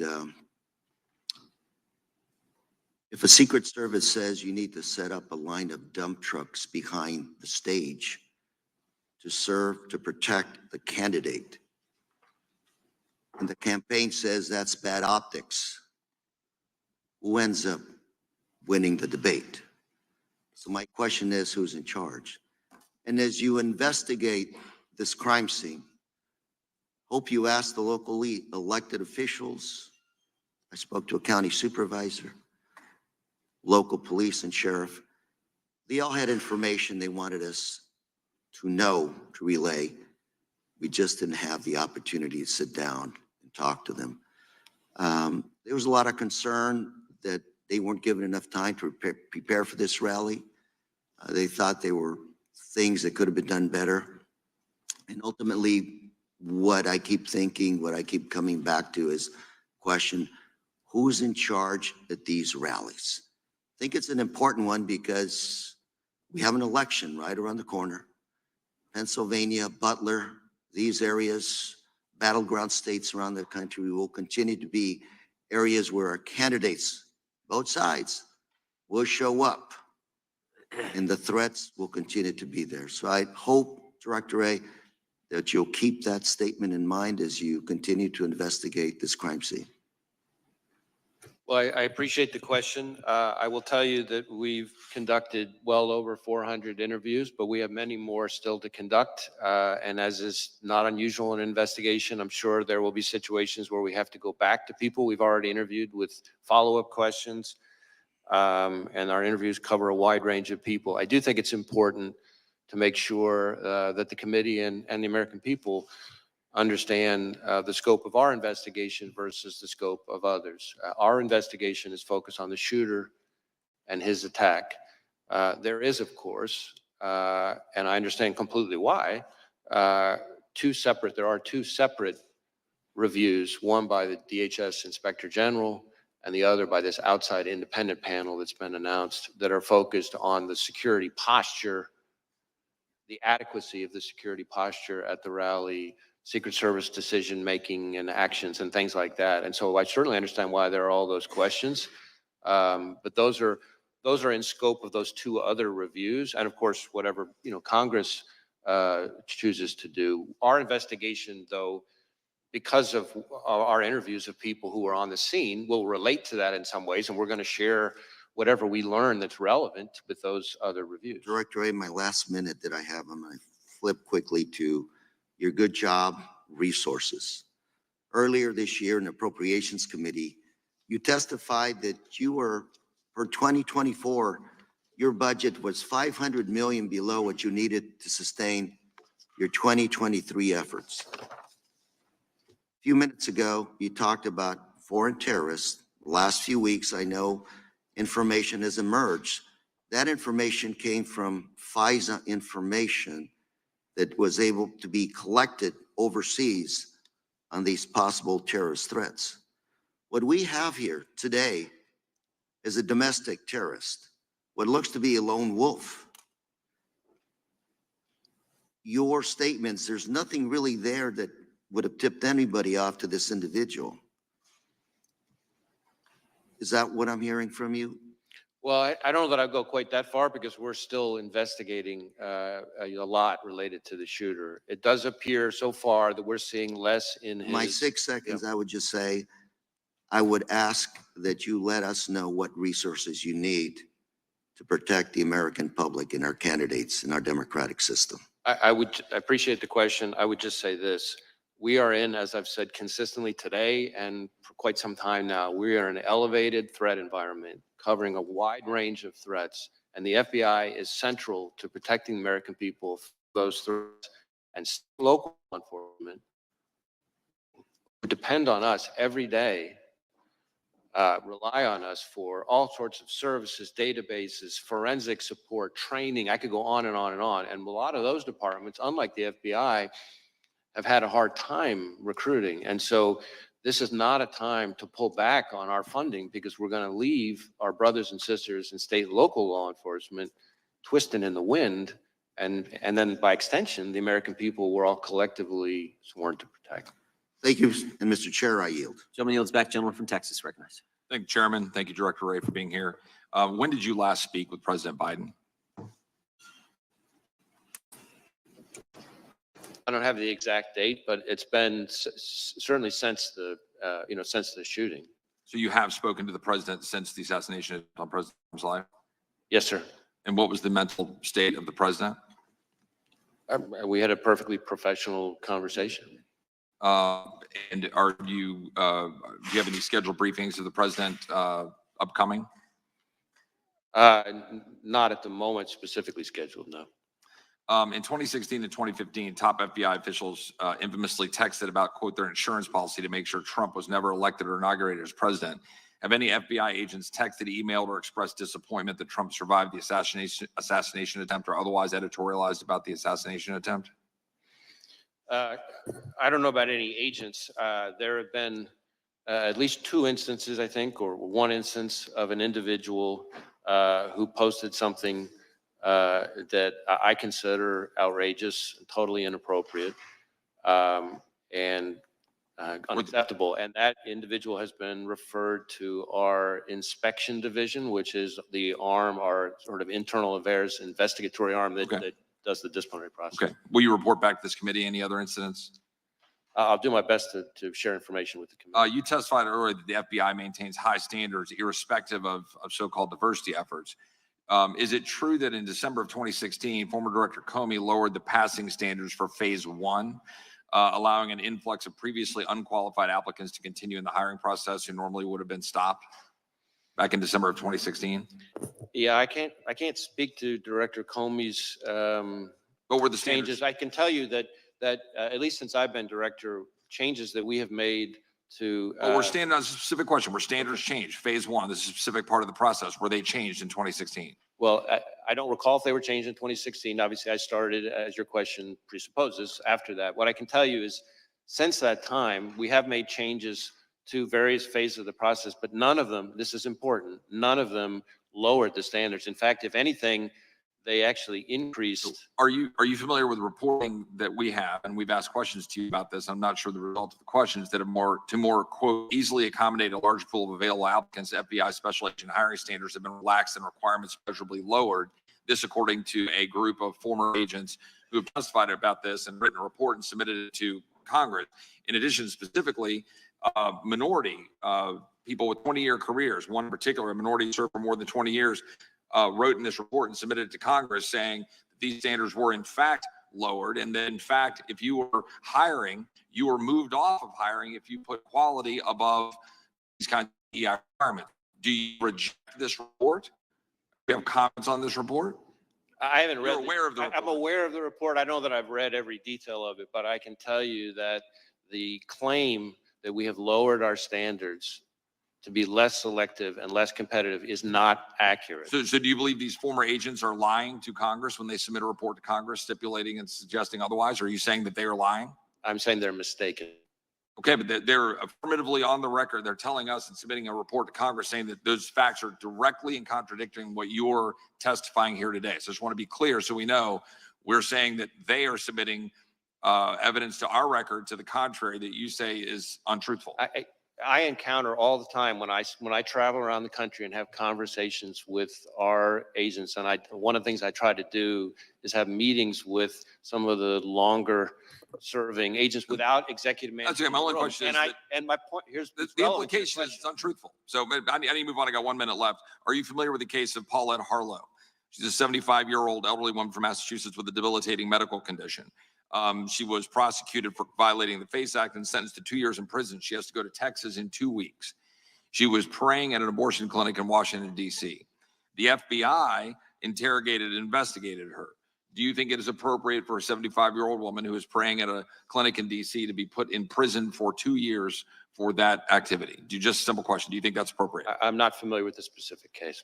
You're not familiar with that case. It's been significantly in the headlines, but you don't know how to comment on that case, that it's appropriate for a 75-year-old woman to be put in prison for 2 years for praying at a clinic. Again, since I'm not familiar with the case, I don't want to start weighing in because I don't know all the facts. But what I can tell you is that when it comes to FACE Act enforcement and abortion-related violent extremism, I think one of the things that gets lost, and I appreciate the opportunity to clarify it, is that really since the Dobbs decision, actually more of our abortion-related violent extremism investigations have focused on violence against pro-life facilities as opposed to the other way around. And we've had a number of investigations. We're using FACE Act resources and our JTTFs. We're still waiting on responses on letters that we've sent indicating the data to the contrary. There's been significant amount of efforts in targeting of people who are pro-life versus go to clinics, and that they've been prosecuted like this case, a 75-year-old woman who is now going to jail in Texas for 2 years because she was praying at a clinic in Washington, D.C. And we've submitted questions on that, and I'd appreciate a response on it. I yield back. Gentleman yields back. Gentlelady from Pennsylvania is recognized. Thank you so much, and thank you, Director Wray, for being here and for the work that your team does, as well as for sharing the information that you've been able to today. You just got a couple questions about that seem to imply that there was some problem with the FBI's diversity efforts, and certainly the 1950s version of the FBI was singularly Caucasian male agents, et cetera. Is the FBI a better force for having a diverse range of employees and agents? I think diversity makes us better, but like everything else, it has to be done the right way. I think we can have a more diverse workforce and do it without lowering our standards. And that's, in my view, what we've done. And you haven't lowered standards at the FBI? We have not. I repeatedly come across people who are confused about different parts of that, and I appreciate the opportunity to set that straight. Thank you. Yeah, I think we're all concerned here as we've seen the rollout of this Project 2025 that purports to try to eliminate any reference to diversity efforts across the entire federal government. So it is sort of a top of mind concern as it's threatening to become reality. So what I did want to talk about today is something some of my colleagues have mentioned, which is the normalization of threats and violence against public servants at all levels, whether it's election workers or school officials, elected officials and their families, judges, federal law enforcement agents, and others. to be clear, I think it's very clear that the majority of Americans wholeheartedly condemn any sort of political violence and understand that it's not legitimate discourse and that it has no place in our civic life. But words do matter, and they have consequences, particularly when uttered by people in positions of leadership. So that's why I remain very concerned by the willingness of some members of Congress to repeat disinformation and conspiracy theories that undermine trust in our public institutions, which serve all Americans. And when elected officials embrace overheated or fact-free rhetoric, it becomes dangerous. I have been heartened, as many national leaders have unequivocally condemned calls to violence, and I would urge all members of this body to do so and continue to do so, regardless of the party affiliation of the perpetrators or the targets of such threats. You and our other national security officials have repeatedly warned us that foreign actors are actively working to spread disinformation, to influence our elections and discredit our public institutions, and we shouldn't be aiding and abetting them. So to live in a country that we aspire to, where our most valued democratic processes like free and fair elections can be carried out unimpeded, and people can run for office, serve their communities, and exercise their right to vote without fear of violence, we've had some concerns about violence around our elections. In 2020, the endorsement and promulgation of falsehoods about the election results by the former president and his campaign led to threats and attacks against election officials and poll workers in Pennsylvania. And those falsehoods also wasted millions of taxpayer dollars on frivolous lawsuits and extraordinary security costs. So as we're again approaching November, we want to ensure that those who implement and defend our elections, our neighbors and our nonpartisan civil servants, can do that important work free from conspiracy theories and threats.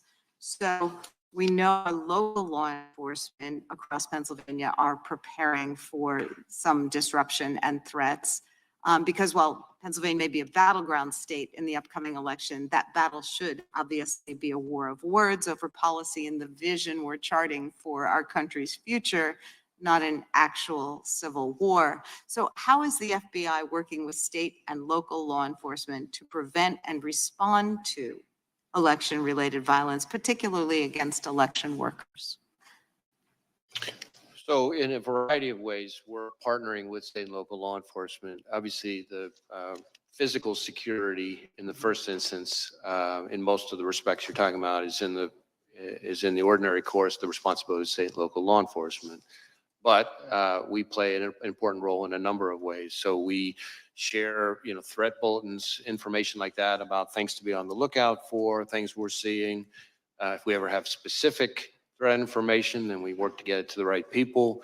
We have election crime coordinators, which we've had for decades in all 56 field offices who have existing relationship with not just state and local law enforcement, but election officials, especially focus on security and threat-related issues.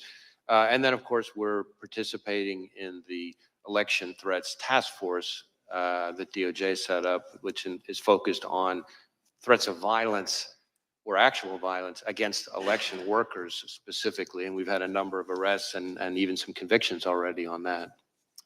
Thank you for your input. I yield back. Gentleman yields back, Director. It's my intention to go approximately another half an hour. Then we'll break for the Prime Minister of Israel's address to the Congress on the floor, give you a chance for lunch, and then resume after that. But we'll keep pushing through for the next half hour if we can. Gentlelady from Indiana is recognized. Thank you, Mr. Chairman. Thank you, Director Wray. I think you have a little bit better tone in conversation, so I appreciate it, and answer some questions, so I appreciate it. Hopefully you'll answer also on two letters that I sent you over a year ago, one related to Durham report and the other one related to Russian infiltrated SBU that collaborated with FBI. So hopefully we'll get these answers and hopefully we'll start doing authorization. Don't you think doing authorization would help us to get better answers? Congress should be probably working authorizing your agency. Don't you agree with that?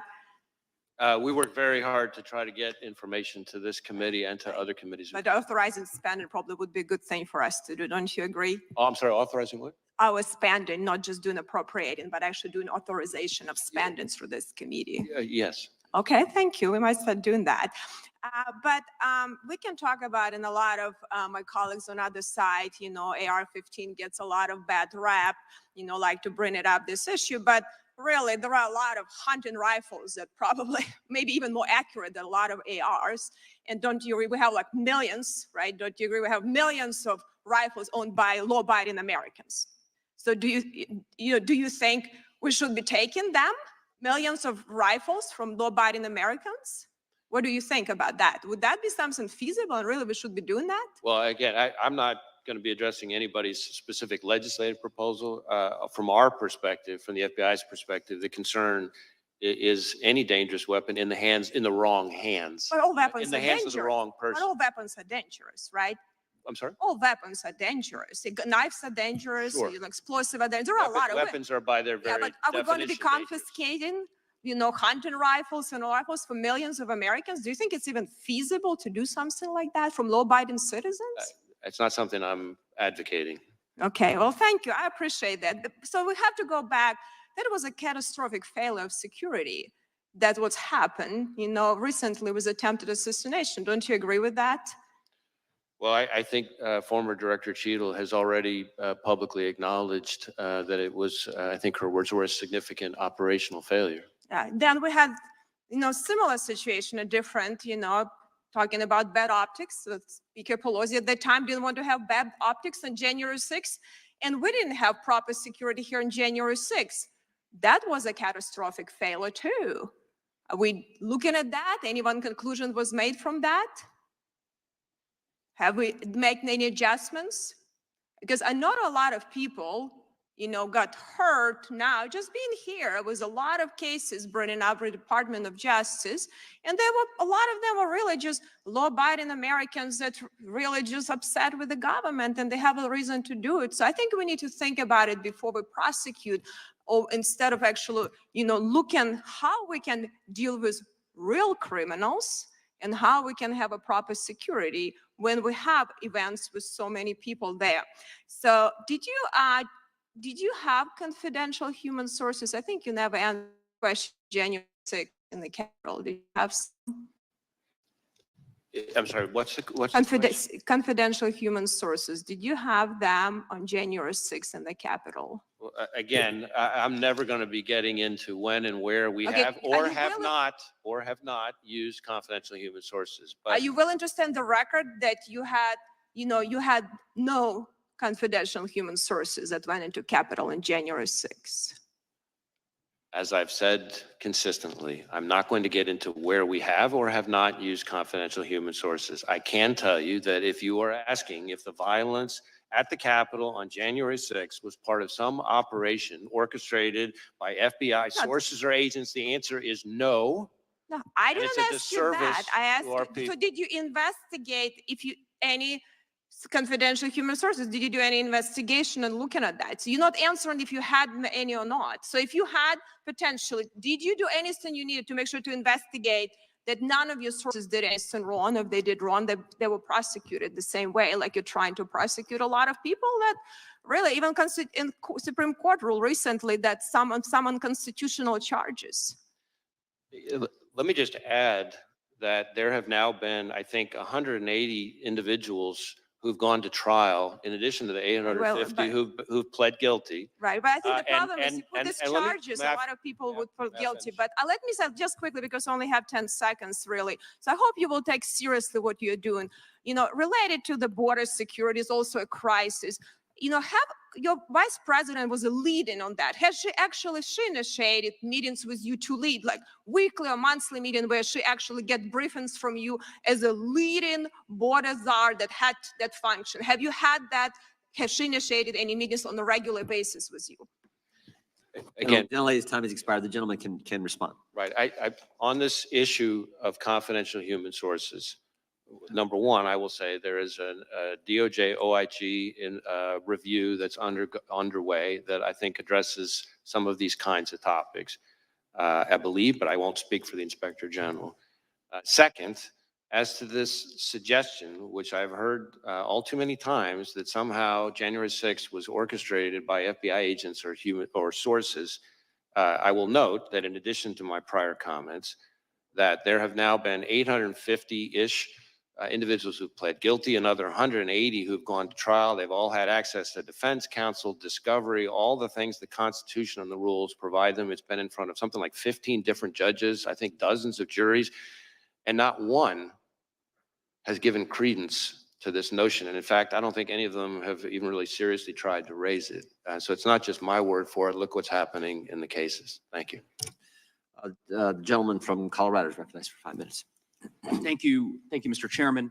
Thank you, Director Wray, for being here, for your testimony today, for the work that you do each and every day, and that your frontline agents across the country do each and every day to protect Americans, to keep our country safe. Also grateful for the work that you're doing in investigating the horrific events of July 13th and the attempted assassination of former President Trump, which everyone must and has condemned. I would first just ask, do you believe that the FBI has the adequate resources to ultimately ensure that your agency gets to the bottom of it and fully investigates this terrible crime? Well, we are devoting massive amounts of resources to this specific investigation. We have easily several hundred FBI agents, analysts, and professional staff working on it. Involves over half of the FBI's 56 field offices, almost every headquarters division. We even have some of our overseas offices working on it. You might say, why is that? Well, because some of the companies that involve accounts or purchases or communications or what have you that the shooter used are foreign companies. So we have to get evidence from overseas from those companies. I've talked about our lab a little bit earlier today. We've got our Office of Technology Division working on the digital devices. We have our Behavioral Analysis Unit, our BAU, working on helping us build a profile of the shooter. I could go on and on and on. So it's all hands on deck on this case, as I think is appropriate. Now, when you ask about our resources, I've been public about the fact that the fiscal year 24 budget put us $500 million below where we need to be to sustain current operations. And on FY25, the current House mark would put us significantly further back behind that and would result in significant risks across every program and our support to state and local law enforcement. We arrested something like 50 violent criminals per day, every day last year. The current mark would mean more violent criminals on the street, more neighborhoods at risk. We have about a 1,300% increase in our investigations related to China and it targeting of us. I can assure you China's cutting its budget. This would mean more threats from China. We have something like 300 to 400 investigations just into cartel leadership. And about hardly a week goes by when some FBI field office isn't seizing enough fentanyl to wipe out an entire state. Those cuts means more fentanyl on the street, more people dying. So the people who suffer the most are state and local law enforcement and the American people we're sworn to protect. And so let me just look forward to working with Congress, but we really need to be smart about what we're doing. And I think that would be a step in the wrong direction given the threat environment that we face. And I couldn't agree with you more, Director Wray. And of course, we've talked about this during previous hearings in which you've testified. And to be clear, I think the budget that House Republicans have proposed, which is about a $325 million cut to the FBI, would do precisely what you've described and have deleterious impacts for public safety across our country. And House Democrats are certainly working to prevent those cuts from taking place. You've talked at great length about the events of July 13. There's justifiably a lot of public interest in the investigation, which we understand is ongoing. Wonder if there's anything that you'd like to disclose or provide to the committee or to the public that perhaps has not yet been gleaned during the course of this hearing, and just give you an opportunity, because there's a lot of related to the investigation. One thing I can give an update on, which is pretty fresh here. We had some conversations with some of the members about the access to the roof and the ladder and so forth. And our evidence response teams and their forensic collection, we've now believed that the subject climbed onto the roof using some mechanical equipment on the ground and vertical piping on the side of the AGR building. In other words, we do not believe he used a ladder to get up there. One question, if the chairman might indulge me with just a few extra seconds. There's an article recently regarding several former Trump administration national security officials who had received a duty to warn briefing from the FBI regarding the potential threat from Iran. And I think there is this article made clear deep concern that these individuals have, justifiably so, about the threat level, and particularly given the events of the last several months, and the need for there to be an increased security posture and security personnel for former officials who may very well still be at risk. And I don't know if you're familiar with that article. I'm trying not to use names here, but I think perhaps follow up with your agency and with the Department of Justice more broadly to ensure that any individuals who are potentially facing a threat from Iran or another hostile actor in a foreign nation have the resources they need to have the security available to them. So again, without reference to any specific individual, I want to be very clear about this because I've tried to be vocal on this, but it sometimes doesn't get noticed as much, which is that in my view, the Iranian government has been extremely aggressive and brazen. We have seen in the last few years an attempt, I'm speaking just from public information now, an attempt to assassinate a former U.S. National Security Advisor on U.S. soil. We have seen an attempt first to kidnap and then to try to murder an American dissident / journalist who was a critic of the Iranian regime right smack in the middle of New York City. We have seen a cyber attack against a children's hospital in New England that ties back to Iran. We have seen, as I've testified before, as Director Ratcliffe and I announced, an effort by the Iranians to target the 2020 presidential election. And that's all before you even get to the fact that the Iranian government is the leading state sponsor of terrorism. So if that's not enough to convince people Iran is a threat, I don't know what is. But Director, was there a distinction between what the gentleman from Colorado raised and what you just said, this general concern in these specific incidents you talk about, and a direct specific threat on President Trump that's distinct from what you've been describing as this general concern with Iran?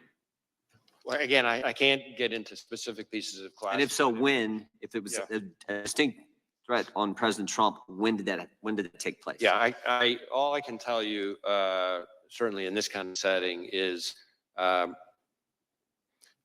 targeting of U.S. officials for the Soleimani strike is something that is a reality that the Iranian government has at times called for very publicly.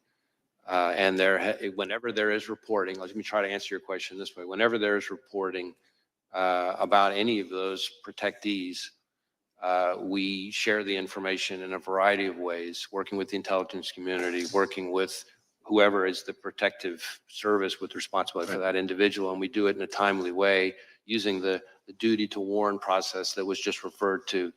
And to my knowledge, everything along those lines that's relevant was shared in a timely way with the relevant people. Thank you. The gentleman from Wisconsin is recognized. Director Wray, thanks for being here.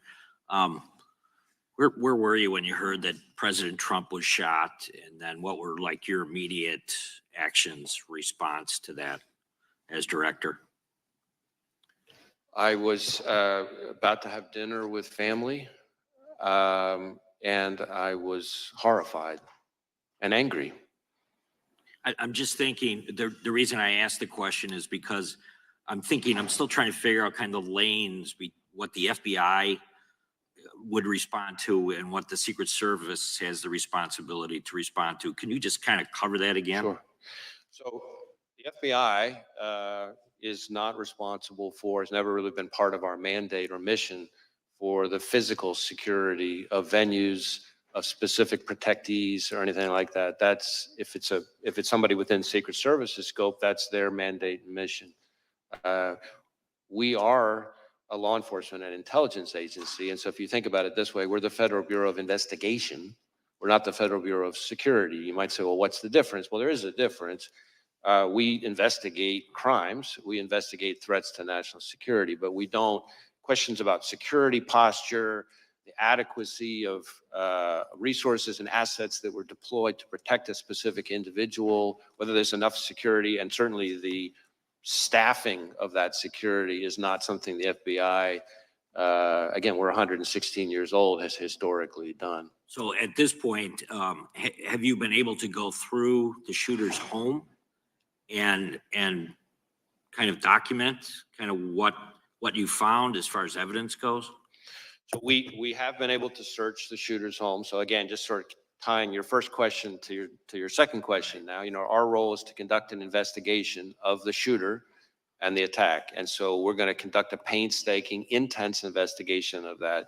We have, among other scenes that we've processed using evidence response teams, in addition to the rally scene itself, of course, we have been through the shooter's home, his bedroom, other parts of the house, et cetera. Have you been able to establish that he did go to a range and either zero that weapon in or, at least target shoot that weapon prior to the assassination attempt?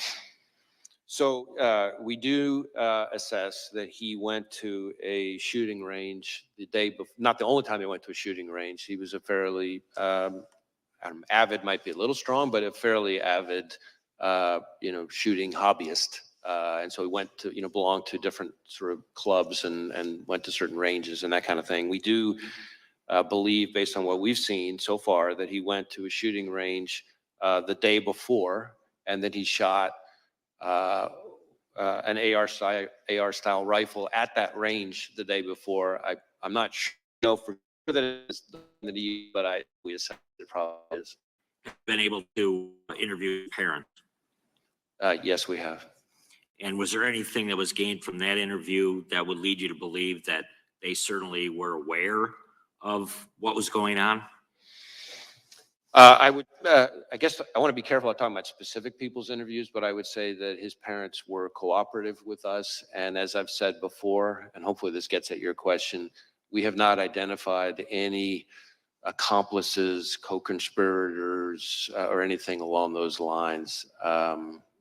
So it's the FBI's position right now that he still acted independently. Again, we're still, I know it seems like a lifetime since July 13th, but we're still early stages, but we have not seen anything so far that would suggest to us that he acted with others. How does the FBI view not just a Trump rally, but political rallies versus other types of events, from a security perspective, compared to a college football game or any mass, large crowd type gathering? Because I think one of the things that's most difficult to really to swallow at this point is that the idea that these Trump rallies have been happening for years and that there could be such a lax approach to the physical security of those fairgrounds that day.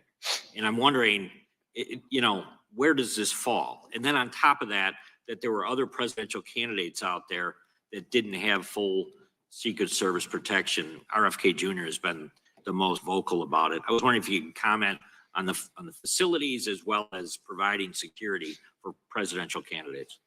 Well, again, I want to be a little bit careful to stay in my lane because, again, security posture and the adequacy of the security posture is really the core expertise and responsibility of agencies like the Secret Service. But certainly it is, I think, fair to say that outdoor events, whether they're political rallies or, as you say, a college football game in an open stadium, a concert, these are places that are often, particularly challenging to secure adequately because the range of threats that can face them are higher. In addition to that, as has been discussed a little bit here already in today's hearing, just threat to public officials, including politicians, is an increasingly pervasive part of today's landscape. And so that adds to the challenge. So you're talking about the combination of individuals who are increasingly targeted for violence, combined with venues that are softer and harder to secure targets, I guess is the way I would answer. But again, those kinds of questions, the adequacy of the security posture, all the resources that were or were not devoted, all that stuff, is my understanding would be very much in scope for the DHS Inspector General investigation and this outside independent panel that's been appointed. I yield back. Gentleman yields back. Director, I think we're going to be able to get two more members' times of question, then we have to get to the floor for the Prime Minister. Gentlelady from Georgia is recognized. Thank you, Chair Johnson, and thank you so much, Director Wray, for your transparency and your testimony today. First, I want to say my friend, my mentor, Congresswoman Sheila Jackson Lee, was known by many as the voice of reason here in Congress.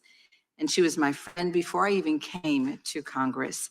And in my freshman year, she kind of took me under her wing and she kind of showed me the ropes. And she was a force to be reckoned with. And I can say that she will never, ever be replaced. And she was a trailblazer, and I know that she will sorely be missed here in Congress. Director Wray, I only have one question for you today, but before we get to that point, I'd just like to reiterate today that political violence is never acceptable.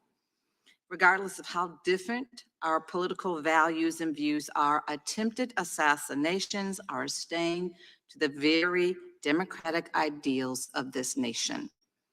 We have endured riots on January 6th, where a literal noose was erected on Capitol grounds, intended for then Vice President Pence and Speaker Emeritus Nancy Pelosi. Political violence against election workers, that has been expressed today. An attack on Paul Pelosi, Nancy Pelosi's husband.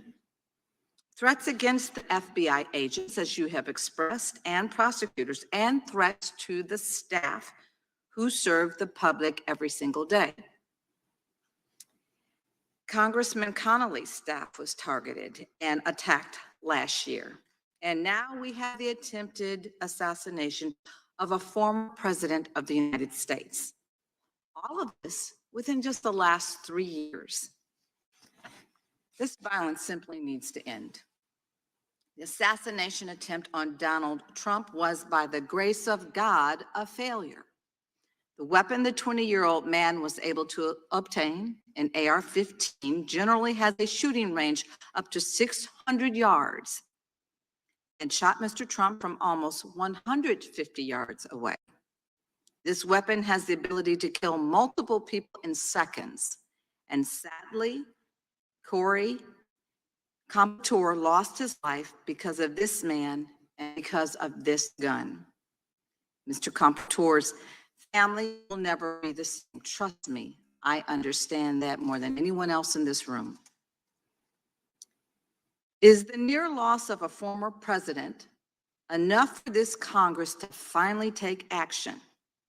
Because there are 206 of us that are already standing in the wings, ready to take immediate action to ban assault weapons today. We need only 12 more of our colleagues to join us in courage and move the legislation to save lives of so many of the people that we are elected to serve by removing assault weapons from the hands of people who simply should not have them in their possession. We are crippling our democracy and we are ripping apart our fellow Americans until we do. I ask today, because it is clearly it wasn't enough to take action when the lethality of assault weapons, we lost 26 and 7-year-olds and 6 teachers in 2012 when I all lost my son to gun violence, or 14 teenagers and 3 more teachers in 2018, nor was it enough when we lost 19 more children and 2 more teachers in 2022. Well, is it enough now? Now that a former president, the very president that many of you in this room are hoping will be reelected, almost lost his life because this Congress has failed to reinstate an assault weapons ban. A ban that, by the way, Republicans joined with Democrats the past 30 years ago. Well, fine. If y'all don't like assault weapons ban, we can bring another bill that I have introduced to a vote, the Go Safe Act. This bill focuses on the components of the semi-automatic firearms and regulates their infrastructure sale and transfer. This again is not the time for thoughts and prayers. This is a time for action. Director Wray, just one question I have for you. Would you rather have your officers protected or protect someone against an assault weapon being shot from 147 yards away, or a standard pistol with no accessories attached? Again, I'm going to refrain from appearing to comment on specific legislative proposals, but I can tell you that we have certainly concerned about the danger to law enforcement from any kind of high-powered weapon in the wrong hands. And it hits close to home for us because just not that long ago, two great agents, Laura Schwarzenberger and Dan Alphen, down in Miami, executing a search in a crimes against children case, were shot and killed by a subject with an automatic weapon. So again, dangerous weapons in the wrong hands is something that, of course, from a law enforcement perspective concerns us, but I'm not going to wade into the legislative process. Well, thank you for that answer. I'd rather give our agents a fighting chance, and I yield back. Gentleman yields back. Gentleman from Oregon is recognized. Thank you, Mr. Chair, and thank you, Director Wray, for being here today. So we spend $3 billion a year, excuse me, on the Secret Service, $3 billion. And it would seem that we could and should have had a better job done a few weeks ago on the 13th than what we saw. Will you have anything to say about correcting what are the obvious deficiencies in what the Secret Service did? Well, for the most part, the deficiencies or adequacy or inadequacy of Secret Service's performance, decision-making, resources, all that stuff is in the purview of those two other investigations. That is the DHS Inspector General and the outside independent panel that's been announced. Having said that, our investigation, which, as I've testified now, involves several hundred FBI employees and every asset we can bring to bear of the shooter. Again, our investigations of the shooter and his attack, of course, involves interviewing law enforcement, including lots and lots of Secret Service people. So we'll share all that with those reviews so that they can answer those questions. The reason I'm asking this is because this isn't the first time the Secret Service has been before Congress. There was a 435-page report issued in 2015 by Congress saying, fix yourself. They didn't. In fact, there was a follow-up in 2019 where they had only done a few of the, I think it was 18 or 19 different specific things they were supposed to do. They'd done some, but certainly not all. There was another follow-up in 2022. And again, the Secret Service had not done what Congress had asked. I guess my question to you, Mr. Director, is what should Congress do? A 435-page report 9 years ago, and still the Secret Service didn't do what it was told to do then. Can you help, Director Wray? Because this type of performance is not acceptable. Well, as I think even former Director Cheadle has acknowledged, this was a significant operational failure. If there are ways for the FBI to be helpful beyond what we're already doing in terms of our investigation, we stand ready to try to be helpful. I do want to say, as somebody who's been in law enforcement for most of my career, I've worked with some just phenomenal Secret Service agents. I'm going all the way back to my time as line prosecutor, and they have an incredibly hard job.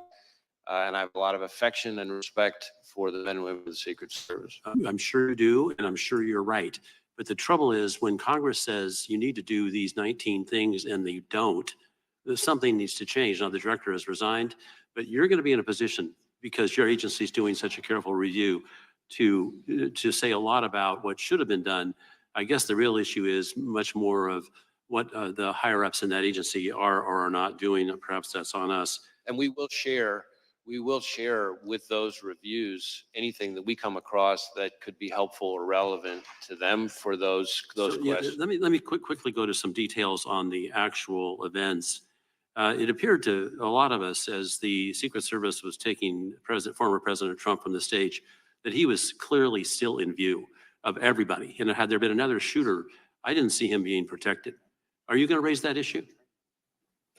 I think that's really more in scope of these two other reviews. Let me probably go both to, of them. let me, yeah. okay, that's fine. Let me go to the shooter as he was on top of the roof. Apparently another officer from another police division saw him and quickly ducked down because the shooter aimed a gun at him.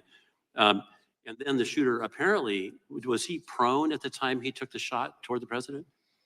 So my understanding is that the local officer that we're talking about, with the assistance of another local officer, was able to kind of get up and see onto the roof where he observed the shooter, I believe, in a prone shooting position.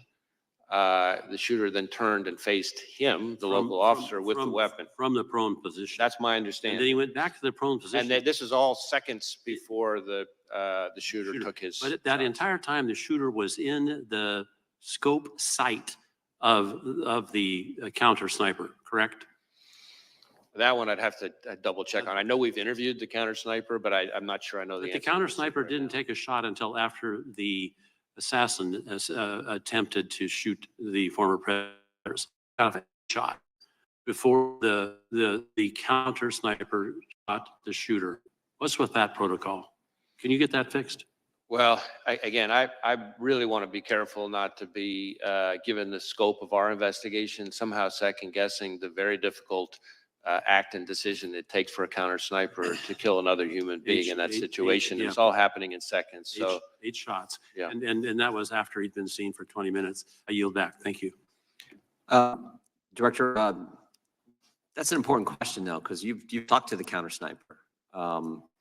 And that, I mentioned this in our opening statement, that critical 5 minutes from 6:09 to 6:14 and what takes place there is critical. And I think that's what the gentleman was getting at. And we were hopeful that you could tell us something about your interview with the counter sniper. yeah, I guess I want to distinguish a couple of things. There's some individual, not law enforcement, I believe, who spotted the shooter on the roof a few minutes before. But I think law enforcement spotting him with the weapon on the roof is seconds before the Okay, shot. So, that's important. yeah, 'Cause so I think there's two different things I think going what you're on. saying is it wasn't maybe that's, if the bad guy shoots 6:11, then saying this encounter with local law enforcement that Vince was just getting into happened just seconds before that and maybe not 2 minutes before that? That's my understanding. That, in other words, that there's different things here. There's an individual, at least one individual I can think of, not law enforcement member of the public, who observed him on the roof. Not clear whether or not the individual saw a weapon or not, but saw him in a way that was concerning. That is some number of, not many, but like just a handful of minutes. I think separate from that, as far as law enforcement goes, in terms of a weapon, this local officer that we just talked about observed the individual, again, literally just seconds before the shooter took his shots. Separate and apart from all of that, roughly, I think, maybe a little less than or around an hour before the shooting, there were local law enforcement officers who observed the shooter on the roof with a weapon, with I believe, a rangefinder, kind of like you would use if you were playing golf or something, in a way that was odd and suspicious. So that started happening with local law enforcement beforehand. But in terms of shooter, meaning with the weapon, law enforcement, my understanding is that the first time that happened was this local officer climbing up on the roof seconds before the Again, shooting. we want that timeline. I think the committee wants that timeline and communications that were taking place in that short period of time. Again, as I've said with everything else, I really want to be careful. I'm leaning in, trying to share as much as I can here. Facts are evolving, things may change, but we are working on a timeline, among other things. Committee will stand in recess until the Prime Minister's remarks conclude.